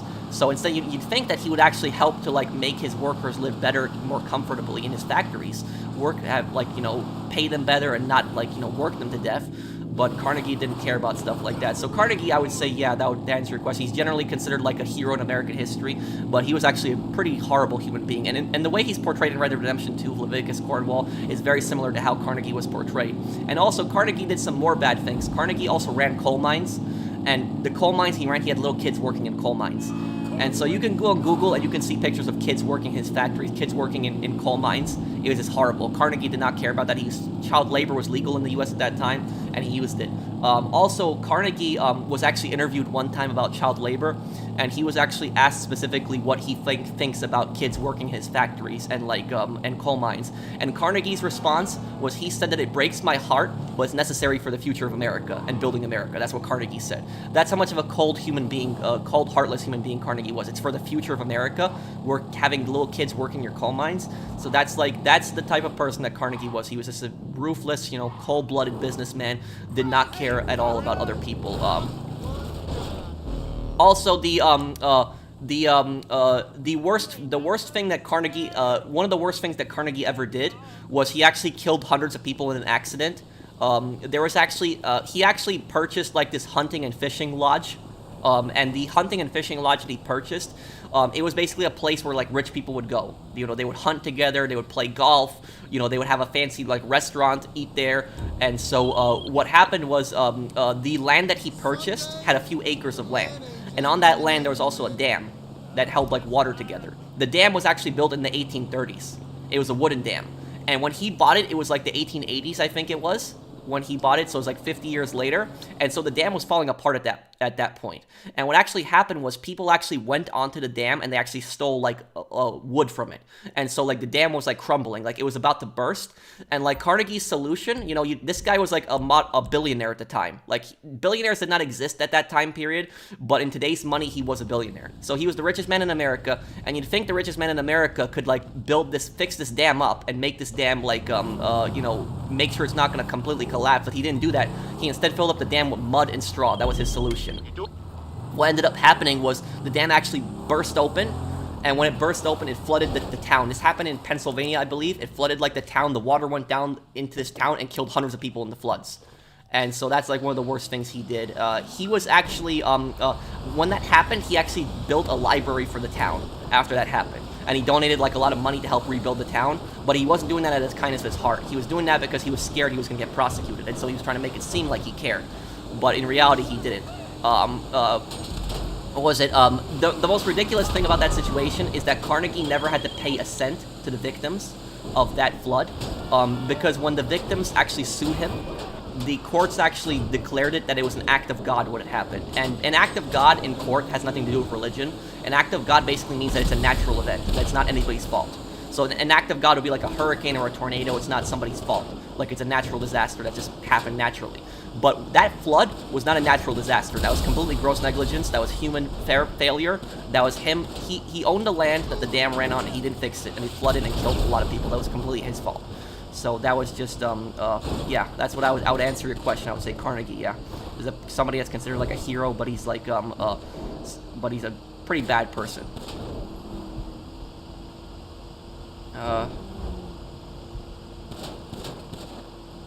Did I plan on playing the Manhunt series? Maybe one day, Jesse. Thank you for the super chat.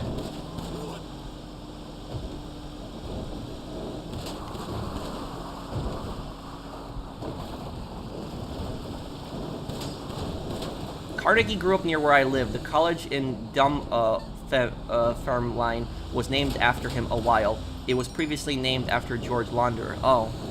Well, Well, thank you, Mark. Is it, it was named after him for a while, so I'm assuming they changed the name then.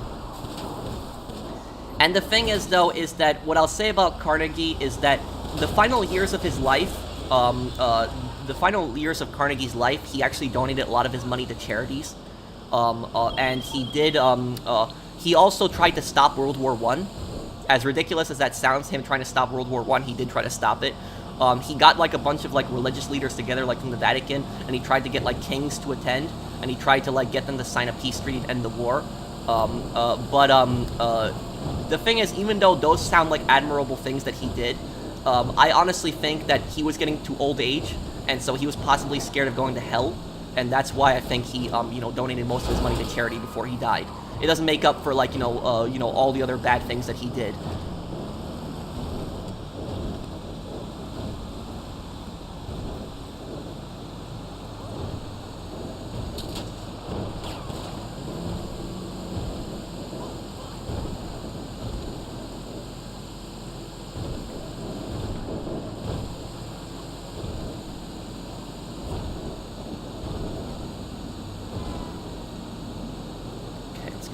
Here.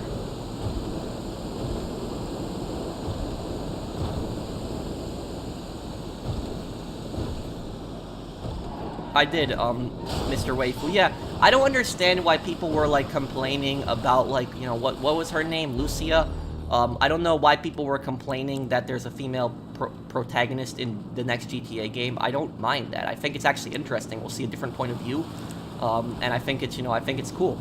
So it's like you still play as a male character, you play as Jason. So I don't know why some people are complaining that you play as like a female character in GTA, in the next GTA game. It's not a big deal. It's you can make Rockstar has you can make a pretty scary, tough like female gangster. That's entirely possible. I don't know why people think that females can't be gangsters. They can. So it's I mean, look at Revy in Black Lagoon. That's like that's an anime. But Revy in Black Lagoon, like, she is like, you know, I would describe Revy as almost like a female Trevor. Like, she's very unstable, she's very psychotic, and so it's like, you know, you could have a character just like Revy in like the next GTA game. Lucia might turn out to be like one of the best GTA characters of all time. I don't know why people are, you know, people complain about that. It's not a big deal. I care way more about having a good story than I do about, you know, whether you play as a female character or not.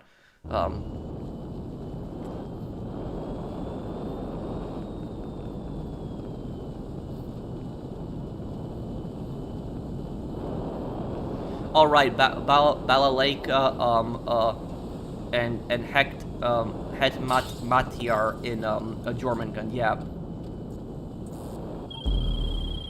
Oh, I know the vans. Post-op, wonderful.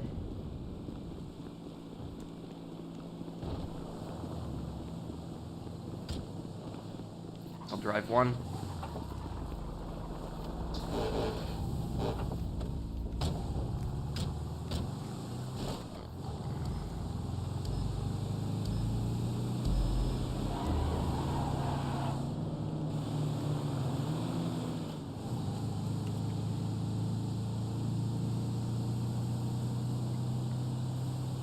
Yeah, I agree with you, Mario. Like, I don't want there to be politics in the game. Like, I don't want there to be politics, but I think having like a female playable character, I think it's cool, and I think it's like I think it's a different perspective, and I think it's unique.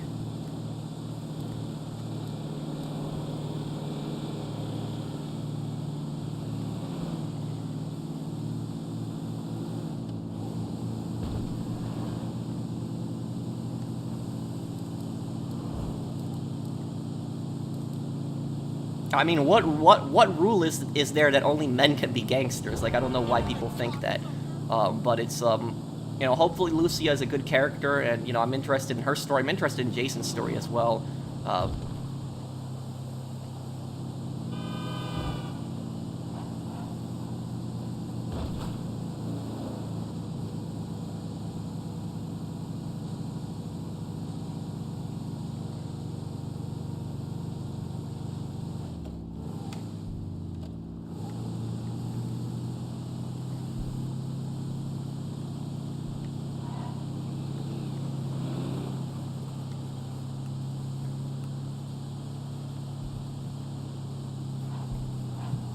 Did you ever play Manhunt? If you did, what are your thoughts?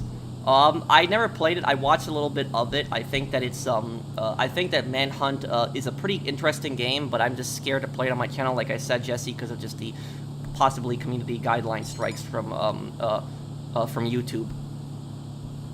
Okay, I'll see you, Shimon. Take care, man. But like, I mean, look at a game like, you know, Saints Row, the Saints Row reboot, for instance. Like, you know, you had like, you know, you had people that were defending the Saints Row reboot, and they were saying that they don't like the diversity of the characters.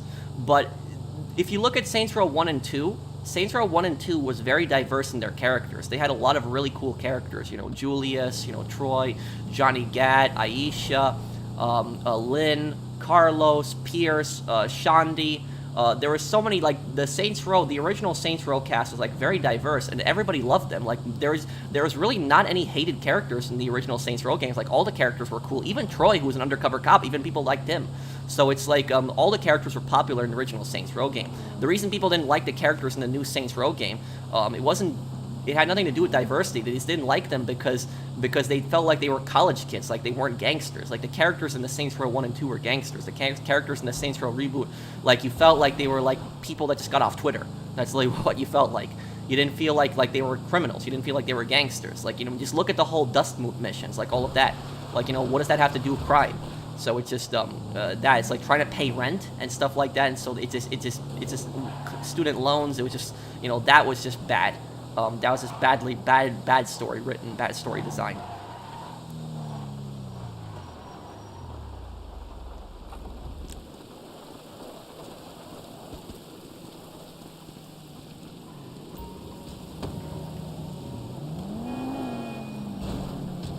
Just go, Sebi. I'll push you. Just go.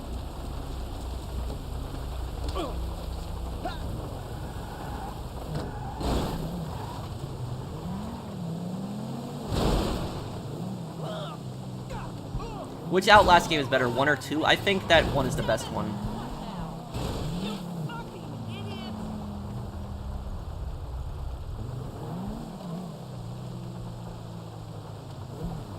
The colleges in my region merged into one. You had the Adam Smith College and Carnegie College. All the campuses are now known as Fife College. Oh, okay, Mark. Well, thank you for the super chat.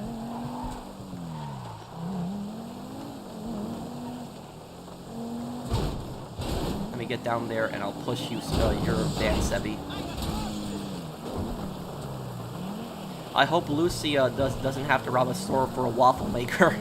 Yeah, but I trust, you know, and look, I trust Rockstar when it comes to writing the story. Because, you know, I have my problems with Rockstar, like what they did with Reddit Online. But when it comes to writing a story, I have faith in them, and I don't think they'll mess it up. Like, GTA 5's story wasn't strong. It wasn't a strong story, but it wasn't a terrible story either. It was still an okay story. But it was like, Rockstar has never written a bad story in their games. They've written some stories better than others, but they've never really written a bad story. Whereas, you know, Saints Row, that's a bad story that was written. So it was, you know, I trust Rockstar that they'll write a decent story for this game.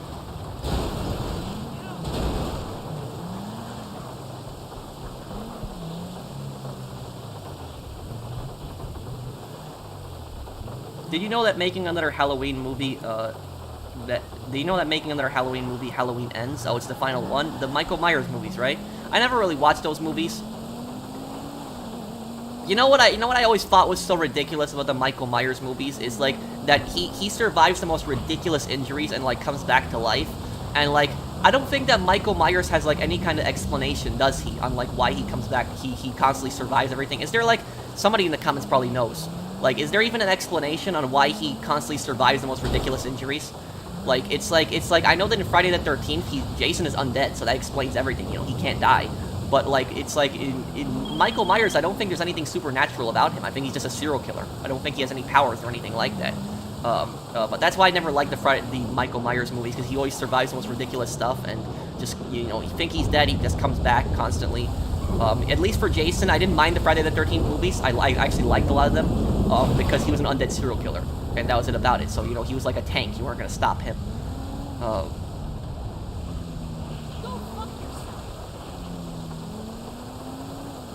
hopefully in GTA 6, Jason and Lucia, when they commit crimes, don't use the money to pay rent and student loans. We can only hope for now. Yeah. Thank you, George. Hopefully that doesn't happen. Hey, nice car.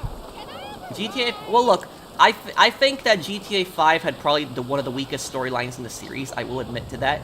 But I don't think the GTA 5 storyline was bad. I just think it was weaker compared to the other storylines. Like, a GTA 4 storyline destroys GTA 5 storyline really badly. But I don't think that it was, like, you know, a terrible storyline either.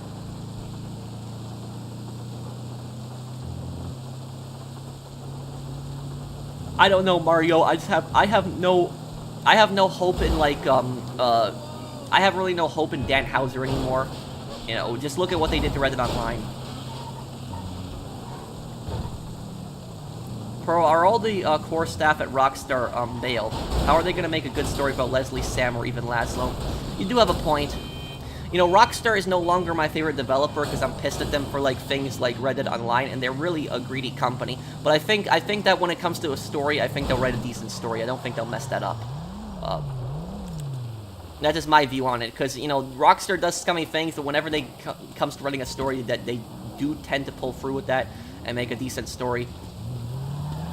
So I try not to be like completely biased against Rockstar, but, you know, I'm still pissed at them for Reddit Online, and I don't really have much faith in Rockstar. Like, a lot of times, well, I guess I'm kind of a hypocrite for saying this, but you gotta understand my perspective. I'm also pissed with Reddit Online. I do think GTA 6 will be good, because GTA 6, they've been making that for years. Even before Reddit Online got abandoned, they were making GTA 6. So it was like, you know, I think that it'll turn out to be fine. But, like, you know, other projects like Reddit Online, you know, stuff like that, I've lost all hope in Rockstar. You know, I have a hard time trusting them, and I don't really have that much respect for them. I don't think they deserve the hack. I don't think they deserve that at all. But, you know, I think that they were very scummy for how they treated the Red Dead community.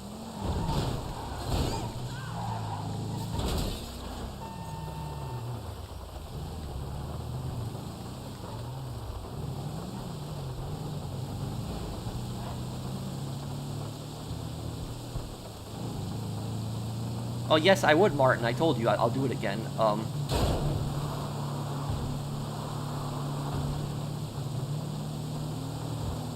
Well, yeah, that they never explain why Michael Myers constantly survives everything.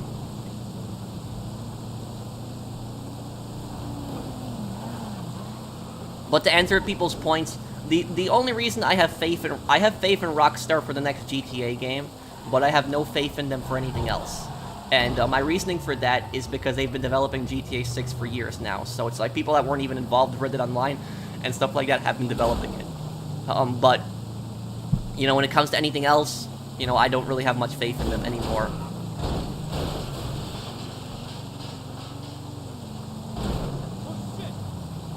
Yeah, Days Gone was an awesome game.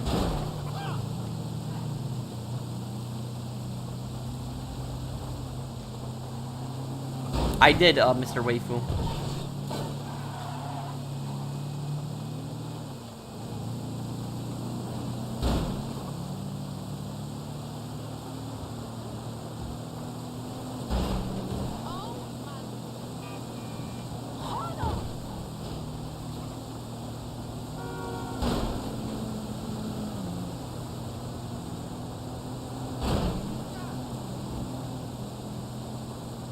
Does anyone else need help selling? We could actually probably do a heist right after this.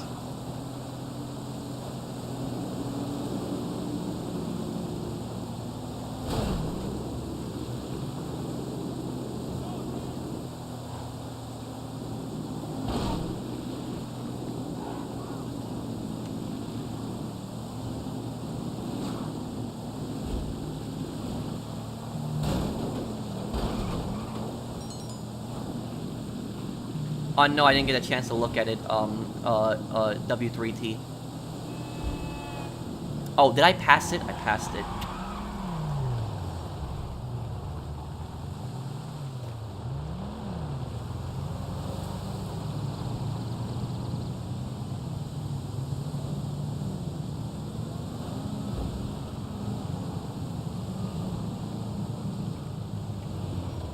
The new Mario movie,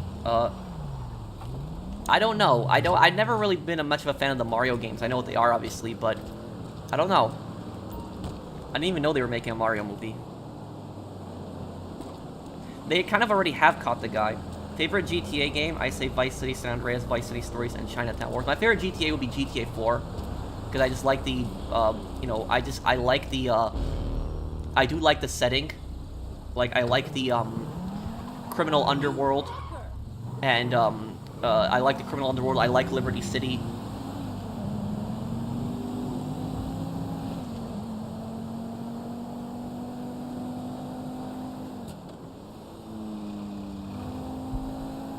Oh, funniest. I'm sorry, I misread it. Funniest, not funnest. I'm sorry. The funniest GTA game?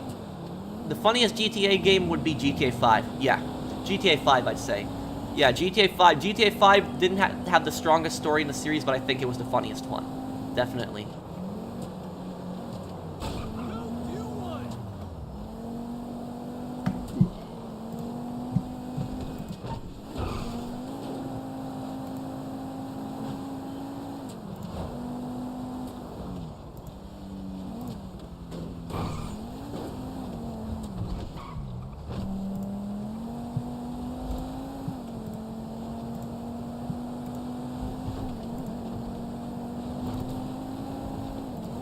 Okay, who are we helping to sell now? Oh yeah, the government is. So they say we think some parts of the government are corrupt, and they're like, yeah, their reaction is great.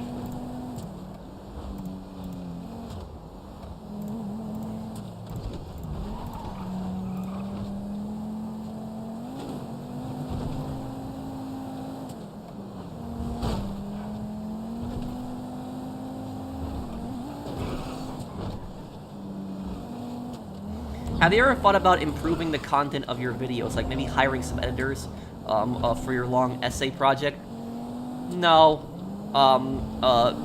because I don't know if the editors would have the same vision as me, and also I like to do everything on my own. I'm just that type of guy.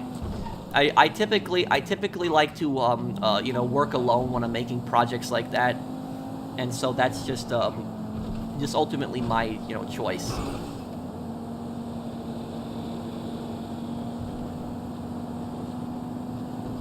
Yeah, I could play Spec Ops The Line one day.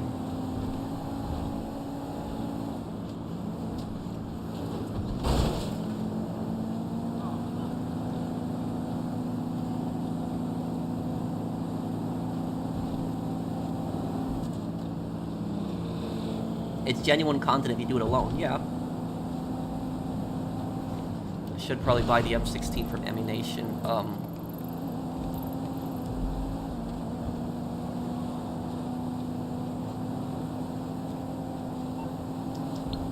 Does anyone have a heist they want to do?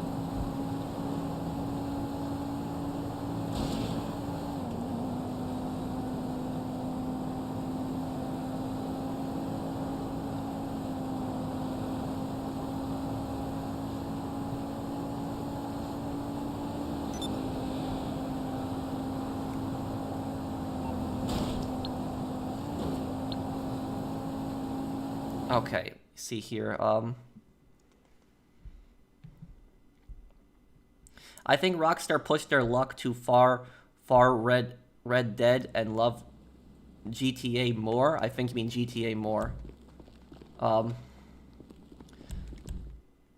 Basically, you know, what I'll say about this JM, and hello Phoenix. I'm gonna do the Phoenix Wright games one day on the channel. But look, here's what I'll say about Rockstar. Is, and my bike I think got destroyed. But what I'll say about it is that, maybe I could actually use a different bike. Oh, enter a truck. Oh. Well, actually, this is actually a decent place to start garbage truck missions from. Here's what I'll say, guys. The real reason that Rockstar abandoned Red Dead Online, like the real reason, at least from everything that I've seen, this is according to my opinion, but from everything that I've seen, the real reason that they abandoned Red Dead Online wasn't even greed. Like, a lot of people think that it was greed, but it wasn't even that. Greed is the second reason. The number one reason they abandoned it was because of laziness.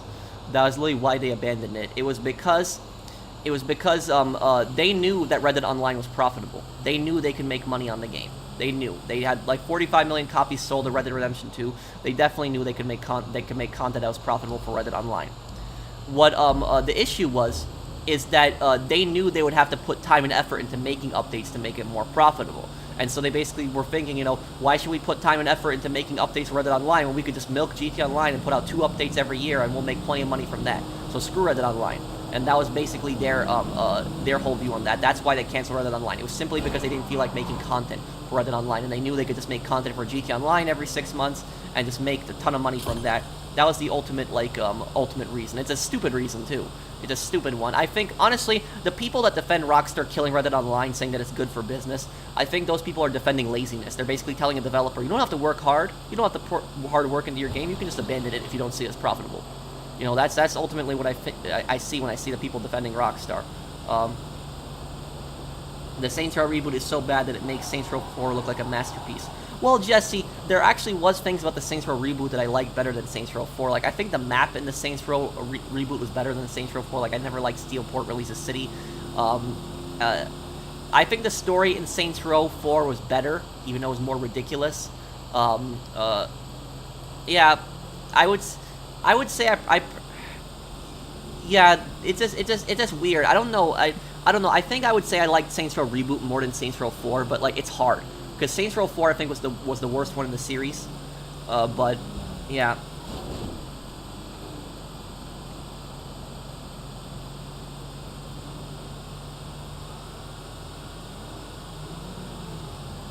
But honestly, when I say that I enjoyed Saints Row reboot more than Saints Row 4, it's not by much. It's not a massive difference. I didn't like both games.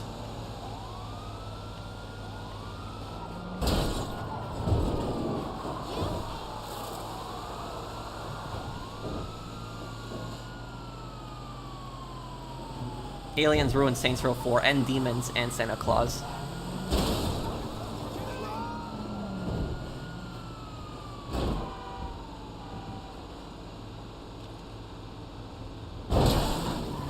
I guess, Machine, I guess that's a point. You wouldn't see that on the map, but... You know, Saints Row 4 was the only, you know, Saints Row game with no gangs in it. I'll do the Saints Row 3 DLCs, yeah.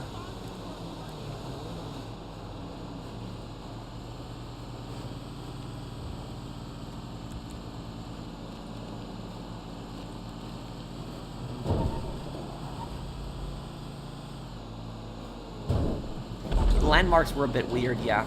You are right on that. No, I haven't, Alex. Maybe we'll see Yusuf Amir. We'll definitely see some old characters in the new GTA games, definitely.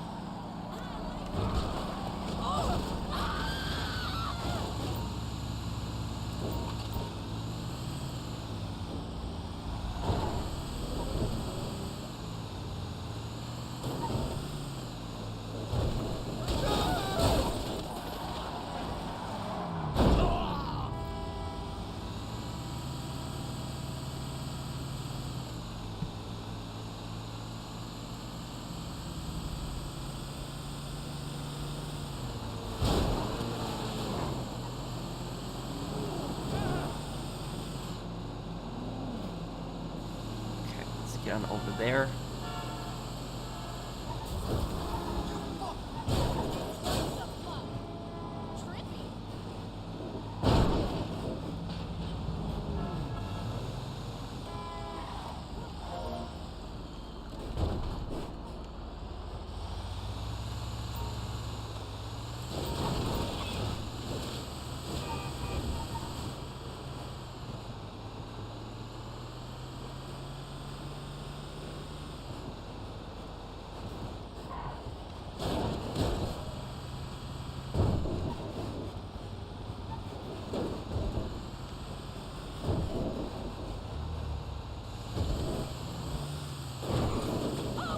To be honest, even if Red Dead Online was abandoned, they should do Red Dead Redemption 3 with John Marston's son. Yeah, I would like to see a game with Jack.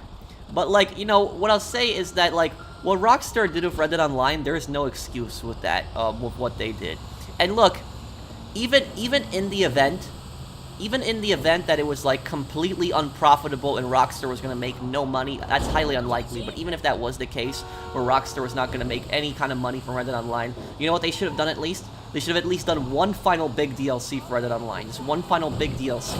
Just to give the fans what they want. Fans wanted properties, houses for a long time. Give them houses, give them bank robberies, something like big, like make Red Dead Online go off a bank. Like, give the community what they want, and, like, then post, like, a message thanking the Red Dead community for playing Red Dead Online. But don't do some crap where you just say that you're not going to release any major updates and just give them 3 Telegram missions. That was a terrible way to end your online game. You should have at least thanked the players for playing it, and that would have been a good way to leave off your customers as well. But just doing that, just how they handled it, that was just terrible. I really want to see little Jacob again, since he's one of the most loyal characters in this series. A great friend, Nico. Oh, thank you, George. Yeah, but the thing is, what I'm scared about is I'm scared some of these new characters might be ruined. These old characters might be ruined if they bring them back in a new game.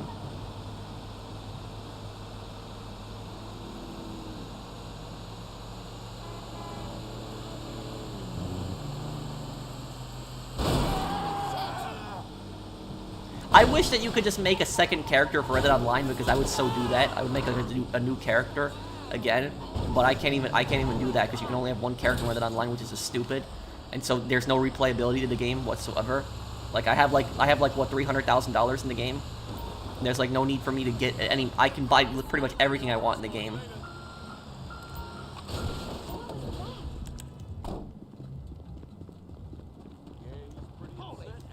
Yeah, Johnny's death was a mistake. That was bad. Good for you. Oh, good lord. Well, did you move some of the money in your other account to cover your losses?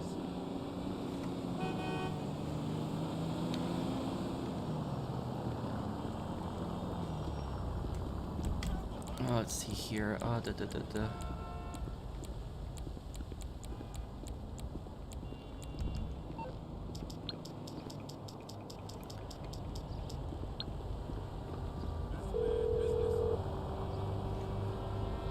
Morse Mutual, how can I be of service? Sure. Possibly what heist?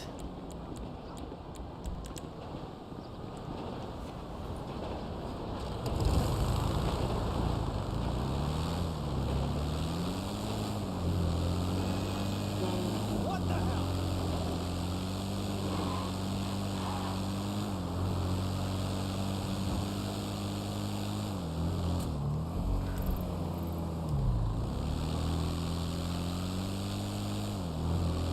Can we go to Ammunition then?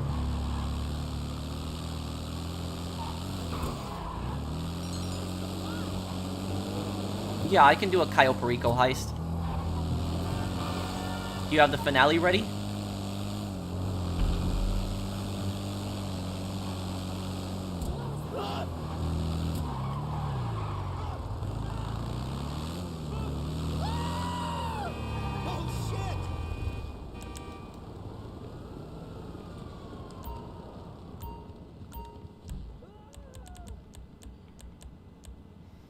Happy I can actually buy this thing now, finally.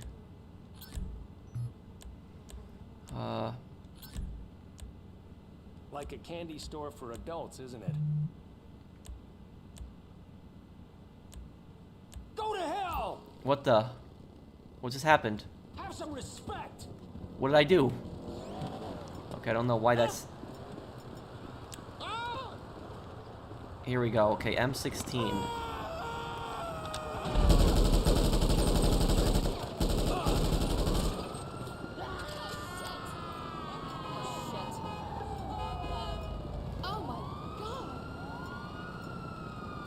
Does a little bit less damage than the heavy rifle.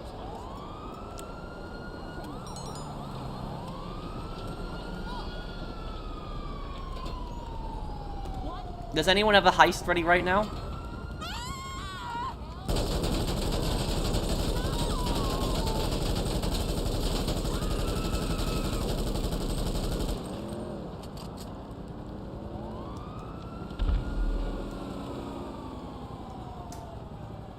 Do you think there will be a GTA 6 online? 100%.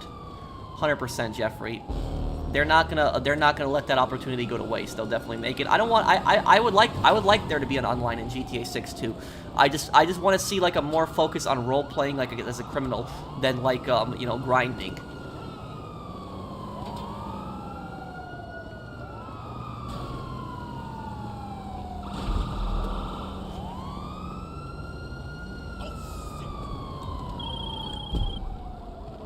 Thank you, Jeffrey, for the other super chats also.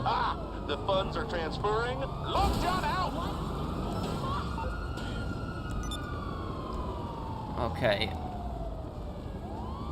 Let's see here. Does anyone else need help right now? And does anyone have a heist ready? Invite if anybody has a heist ready. Anyone? Just send me an invite if you do.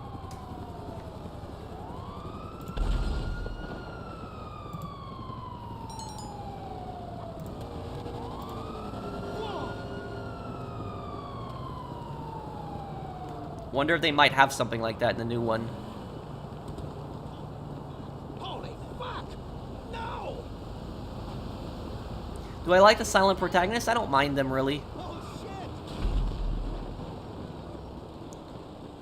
But the reason the GTA Online characters don't speak, and the Red Dead Online characters don't speak, is so that Rockstar doesn't have to pay voice actors. That's the reason.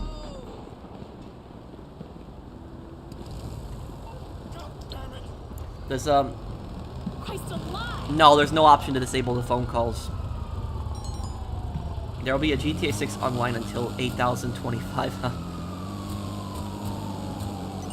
Okay, Mark.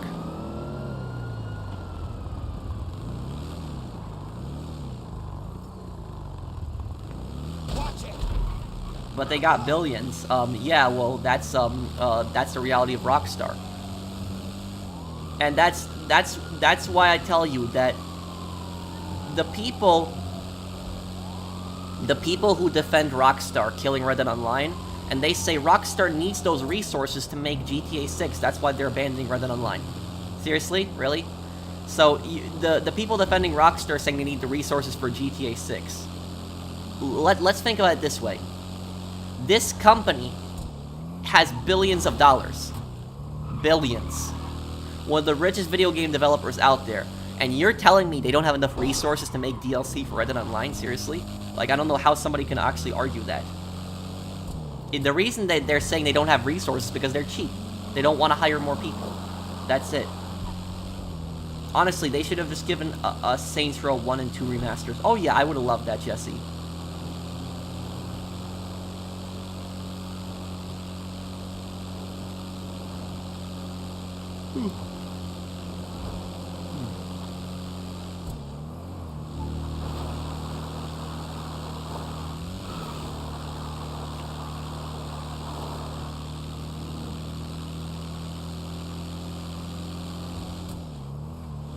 Yeah, I know the phone calls are annoying.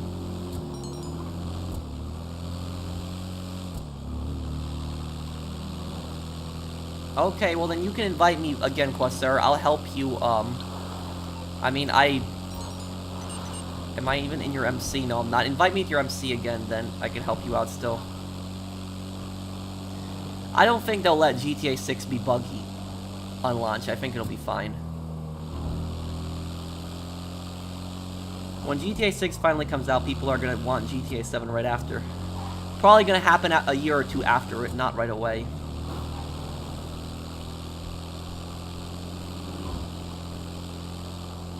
Thank you, George.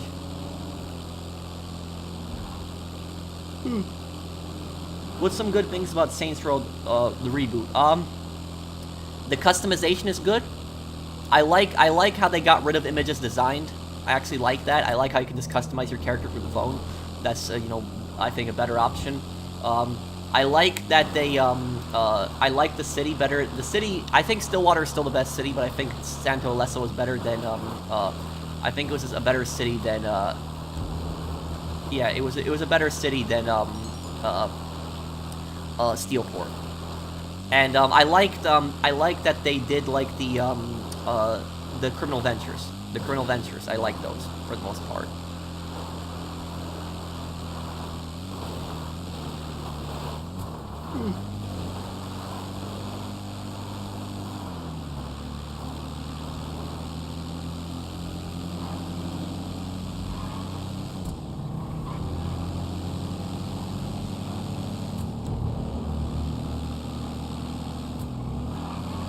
Okay, I guess I'm ready, Mark. You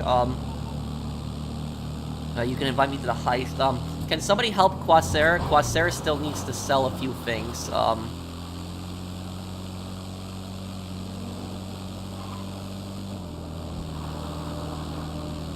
What do you think about them killing Johnny in GTA 5, especially in the fashion that he was killed? I think it was stupid. I think it was really dumb. I think they ruined Johnny.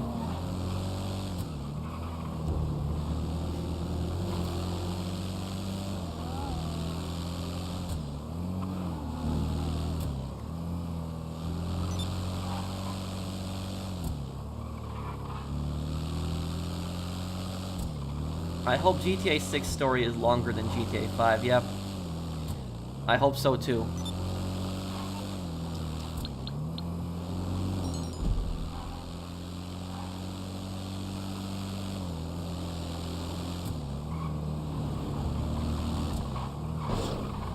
Yeah, I stream every Sunday, usually on GTA. Hey, I just nailed the sickest jump you've ever seen. You gotta check it out. I'll send you the deets. Man, that guy's annoying. You don't have to apologize, you don't have to apologize, Galil. Watch whenever you want, man.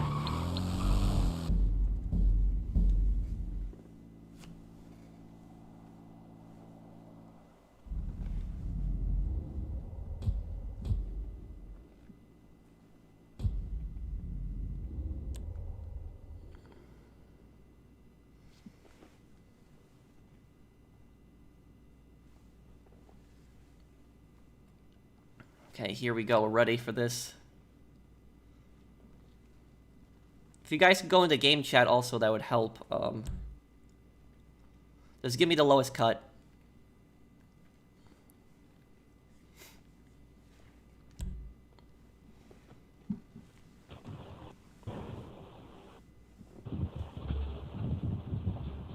Please stop saying we want a dark GTA story. Well, I want a more serious story. What happens to Johnny sucks, but certainly not Rocco. Yeah, Rocco deserved it. Okay, I'm ready whenever. Thank you, Mario, for that super chat. Yeah, Rocco is like the most hated character in the ballad. Yeah, that was I definitely was happy that Michael got to kill him. How much cut do you guys want? Oh, yeah, Mr. Waifu. That was a really bad heist. That happened one time.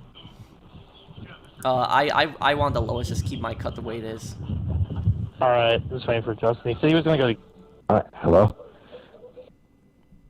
Do you think Tony Soprano was killed in Made in America? You're talking about the final scene in The Sopranos, right? When the when the screen goes black. Do I think that Tony died? You know what I think about it is, I think that a lot of people look at it the wrong way. Do you know what I think happened in the end of The Sopranos when the screen goes black? What I think happened is I think AJ, his son, was actually the original target. And I think that the guy who actually shot was, I think, AJ's former Blockbuster manager. So remember when AJ used to work at Blockbuster? And so what I think happened is I think he got fired from Blockbuster earlier in the TV show because he stole the promotional items. And so I think AJ's Blockbuster manager wanted payback for him stealing the promotional items and went to kill AJ, and that's probably how The Sopranos ended. That's what I think happened. It's like your kids putting on their uniforms for their first day at school. Only I don't have kids. Just some pretty basic AI experiments that swear at me in Russian and want to destroy the world. You know, we all learn our own ways. Where were we? Oh, yeah. Let's rob this thing. No, I don't want it to be like GTA 5 Story Vision.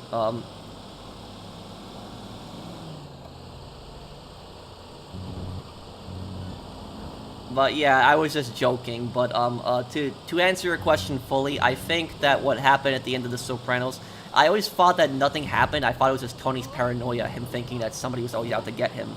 Okay, you're there. Drive in past the garage entrance and follow the road to bridge. Where are we going? We're going here. This is a trick. Private security. Trick? Like What the trick? cop who couldn't pass the fitness test or the psyche eval. Look like you're really getting off What on the? power and keep Okay, your what's Yeah, up? it's weird, isn't it? Okay, it's just weird.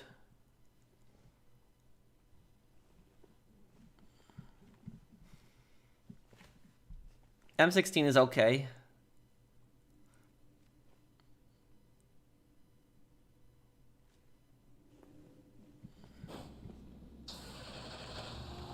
Now play it cool. You're doing your usual day-to-day delivery job. You've done this 1,000 times.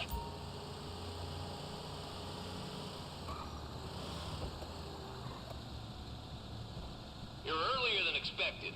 Just gonna check your VI number? Chip delivery, huh? Sure. Go straight through and leave her on the left. You can take the elevator or stairs down to the vault.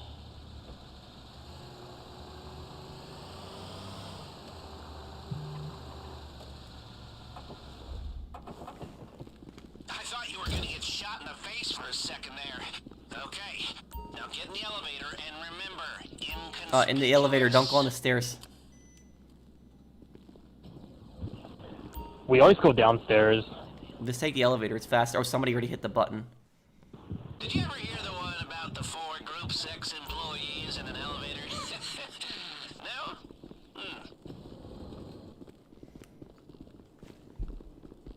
Hopefully in GTA 6 there's not as many heists in the story as GTA 5. I don't mind a few heists. I agree with you, George. I think that... Do you know what I think the next GTA game should focus on? The next GTA game should focus on, like, drug deals and stuff like that, like, major, like, deals. Like, since it's, like, in Vice City, like, every single GTA game that's been in Vice City, because there's been 2, I'll just do it again, Mark. Do it again. When Vice City and Vice City Stories both revolved around the drug trade and building a criminal empire, and so I hope that that's what GTA, I hope that that's what GTA 6 revolves around. Because I don't mind a heist here and there, but I don't want it to be heist spam.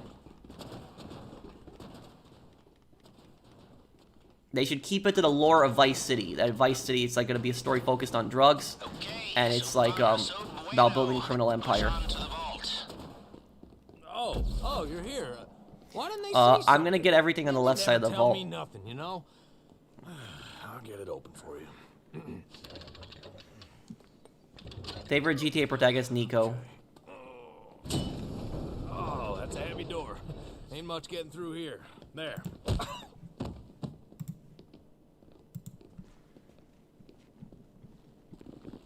Diamonds, of course. I should have guessed.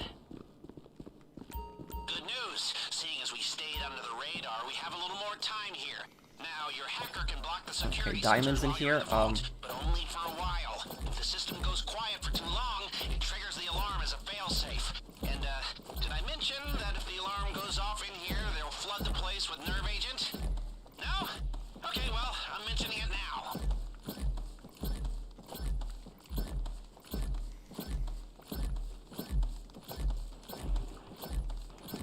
When your guys done, get H. I have it opened. I got it. Okay.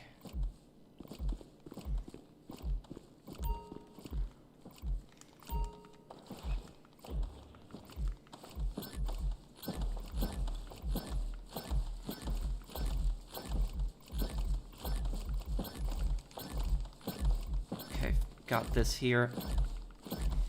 Yeah, we should... Do you have the power drills also, Mark? Dang it, I forgot to get it. Okay, it's not a big deal, it's fine. I'll go for F. Hold on.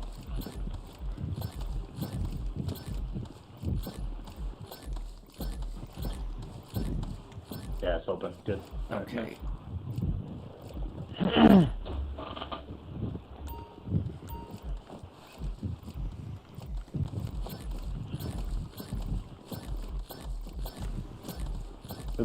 Stealth, is that you? Yeah, might as well just wait at the exit then. Yeah, wait at the exit. We'll meet you there. Because we don't have ghosts. Might as well. Some of the diamonds are floating. This is weird. Okay. That's been always happening.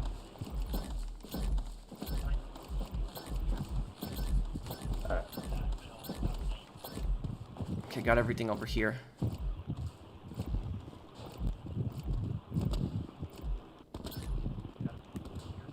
Okay, we're good.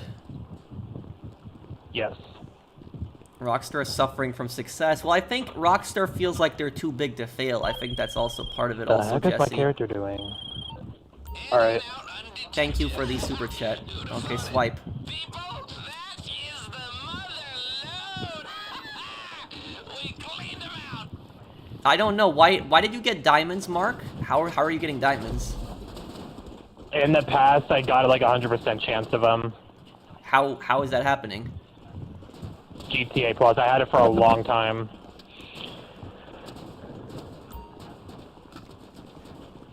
Alright, now stay calm. Back the way you came through. I just didn't do this. I didn't do this heist for like a really long time. That was why I saved this for like a future event. Now that you're carrying the loot, let's fall back to the rear door. So you want boring drug missions instead of heist in GTA 6? No.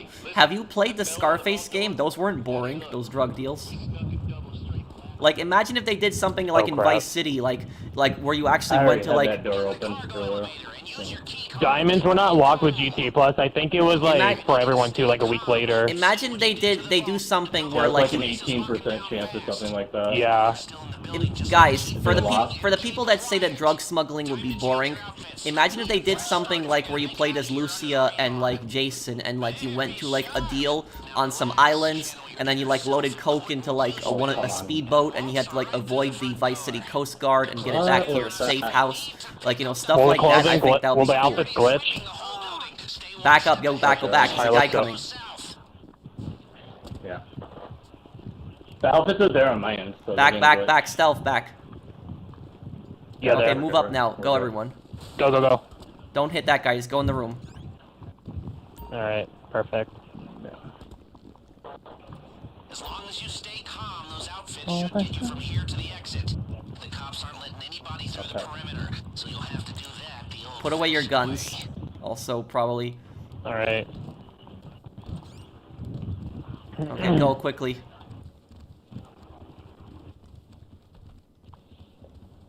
Whoever that is, don't move up. Don't move up, the person who's in the back.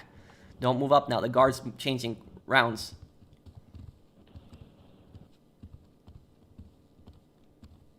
Now move up.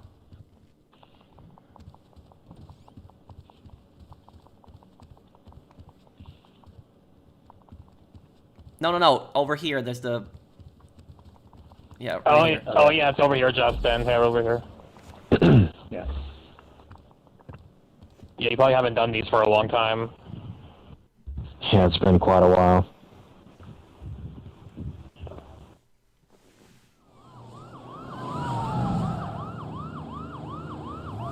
Do I have to donate to join? No, anybody can play with me. Also, don't feel like you have to donate to me for me to play with you, and don't feel like you have to donate for me to read your comment either. Stay away from the cops. I'll get this guard right here. This way. Yep.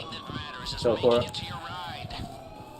Remember, they know the vault's been Idiot. but they Alright, don't come on. know who you are or where you are. They have patrols sweeping. I feel like we got Chumash area. Civilians have been evacuated. So if they see I gotta figure out where the cars are, and then we'll know. keep your cool and get to the buyer. They're nearby that house. Has the getaway car in position. I've Wait, the house? Yes. Get to the buyer. That's the sawmill then, where we're going. Home free.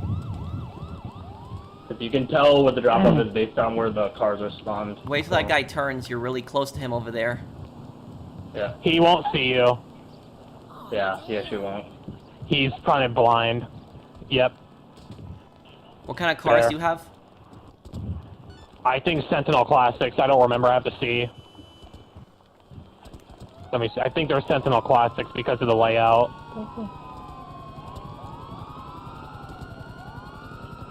Yep, knew it. Yeah, Sentinel. yeah.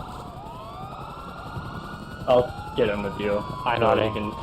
Yeah, so he can direct one of them. Alright, follow me. I know how to go. We're taking the helis.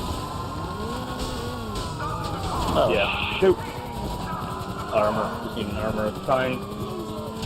They broke my armor. I'm gonna but see it's if I fine. can just ditch the cops in Lower. the streets. It's fine. Doesn't matter. We're not really gonna get a leap. It's fine though. I don't really care.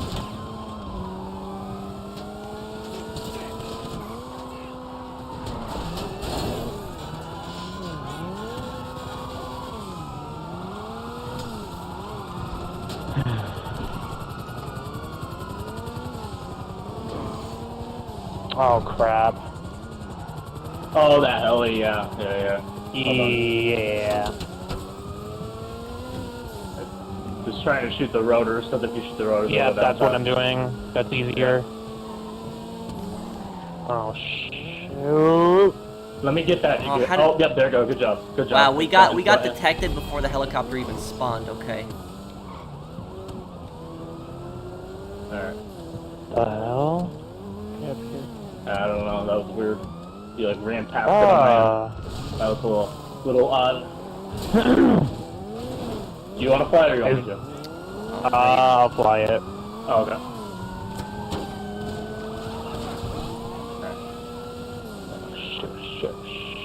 Can you play with me? My PSN is. I will try to add you after the stream, Mr. Rug, but it's but my friends list might be full at the moment though. But also, I try to play with as many people as I can, guys. It's just but like, don't ever feel like you have to donate to me, or like don't feel like you have to donate to me to play with me or for me to respond to you. It's I see the super chats because they're glowing, so it's easier for me to see those comments. But I try to read as many comments as I can. But like, you know, I never ask for a donation, so I always appreciate any donation that people give me. Like a lot of YouTubers, they like ask for donations, but I think that's kind of a stupid thing to do. Because nobody has an obligation to give you a donation, but you know, some YouTubers are entitled, I would say. Yeah, I knew it was coming. It's in nearby Chumash. It's in the sawmill. It's the same place where you rescue Lamar in Missouri. Yeah. Do you want me to guys pick you up? No, I will just drive there. I just lost the cops. I only got 2 miles. Alright, we're heading over there now. You can also take those train tracks to cut time down if you want. Yeah.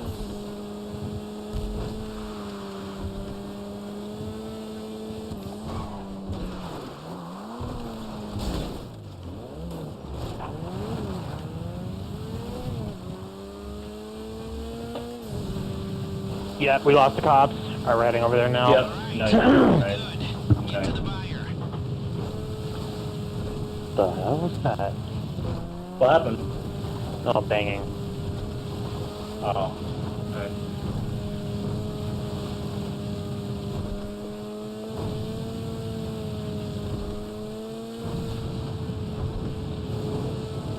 I rip my diamonds until then when it comes out again.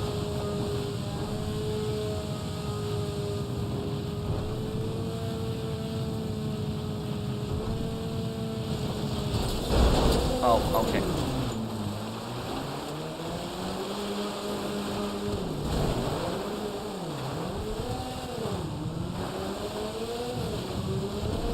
What's the ranking system doing in online? Oh, the ranks, like 120 is like the last rank where you like unlock like the minigun, but it really doesn't do anything.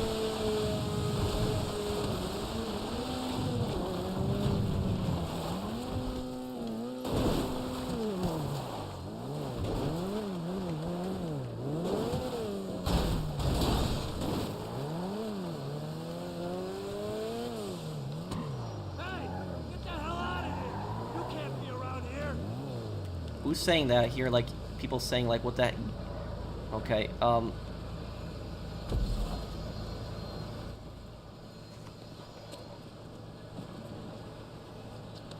Okay, good work. First attempt, guys. GTA 4 is, like, one of the best, selling games ever. I don't know what you mean when nobody cared about GTA 4's story. What do you mean by that? I got bronze.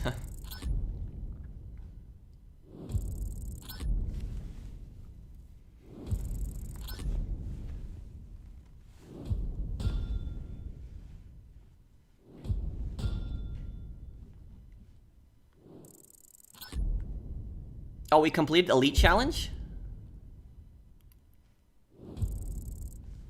We completed Elite Challenge. Wow, we did. Okay.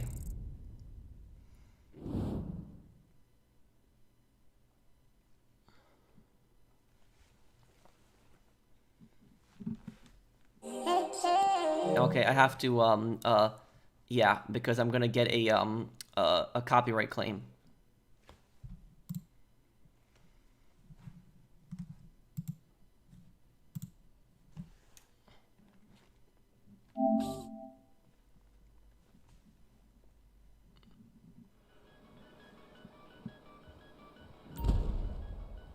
Okay, good work, everyone. All right, when is the when is GTA 3's, and it came out October, right? GTA 3 will be its 21st anniversary, right?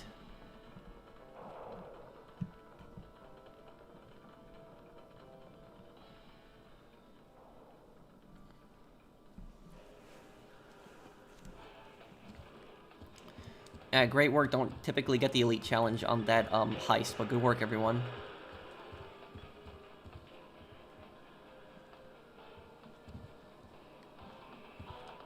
I think it's like the song has to be played for at least 10 seconds now for it to be claimed.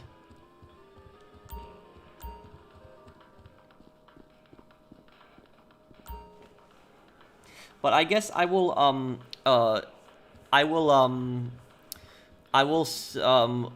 wrap this stream up here. I'll answer a few questions before I go, guys.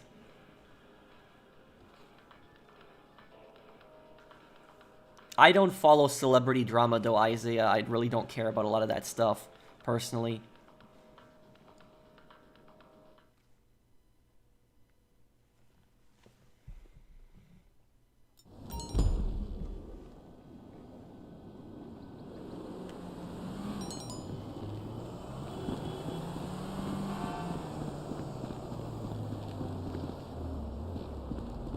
Oh, hey, Mr. McChicken, what's up, man? The more I talk about GTA 5 story mode, the more I don't like it. Yeah, I mean, it's not as good as the, you know, other ones, but it's not, I wouldn't say it's a terrible story either. Thank you, Soma BT. Thanks for the super chat, man. I mean, I like the new characters, I'll give them a chance.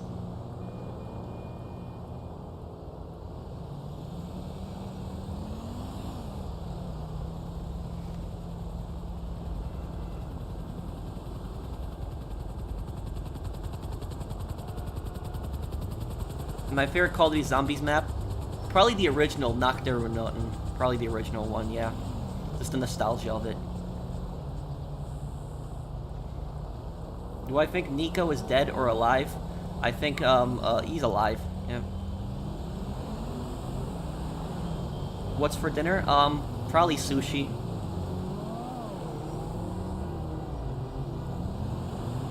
Yeah, I don't like that also. A lot of people are excited for the online more than the story. I'm excited for the story the most. I don't mind a good online, but I'm most excited for the, no, I do remember you, McChicken.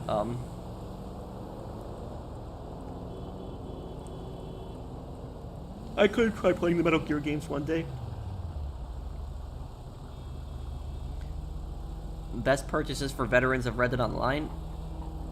What do you mean? Like the best purchases?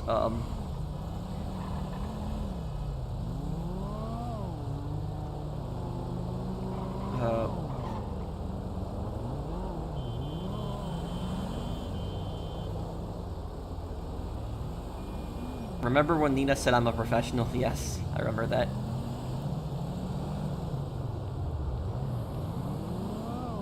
Can I please have your bounty? I mean, you could. I don't. It's not a big deal, Sebi. Thank you for the super chat. Yes, I'll play the Modern Warfare 2 campaign.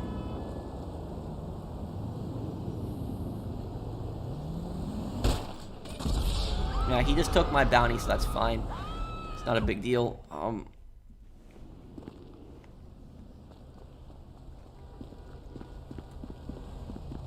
Rico is a pretty cool character, but I felt like, what was it, I felt like he was kind of boring in Just Cause 4. Like, he was cool in Just Cause 3, but Just Cause 4, not really.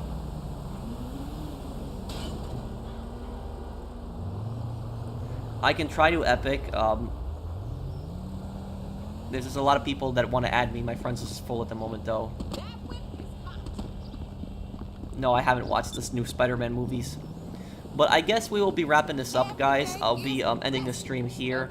But thank you guys for watching. I hope that you guys had a lot of fun. What's my thoughts on Assassin's Creed Mirage? I'm excited for it. I'm happy they're going back to their roots. Yes, I'll play Ghost of Tsushima again this year. And I'll make a lore video on it too. Thank you guys for watching. I hope that you guys had a lot of fun watching this series. I will see you guys on the next one. Take care, everyone, and have a wonderful day, guys. Have I seen Burn Notice? If so, what do I think of the Miami setting? I like it. I did watch Burn Notice a lot in the past, but I never finished it, though. I do remember it's the spy that got fired. Thank you. I am a Batman. Thank you for the super chat. So thank you guys for watching the stream. I'll see you guys on the next one.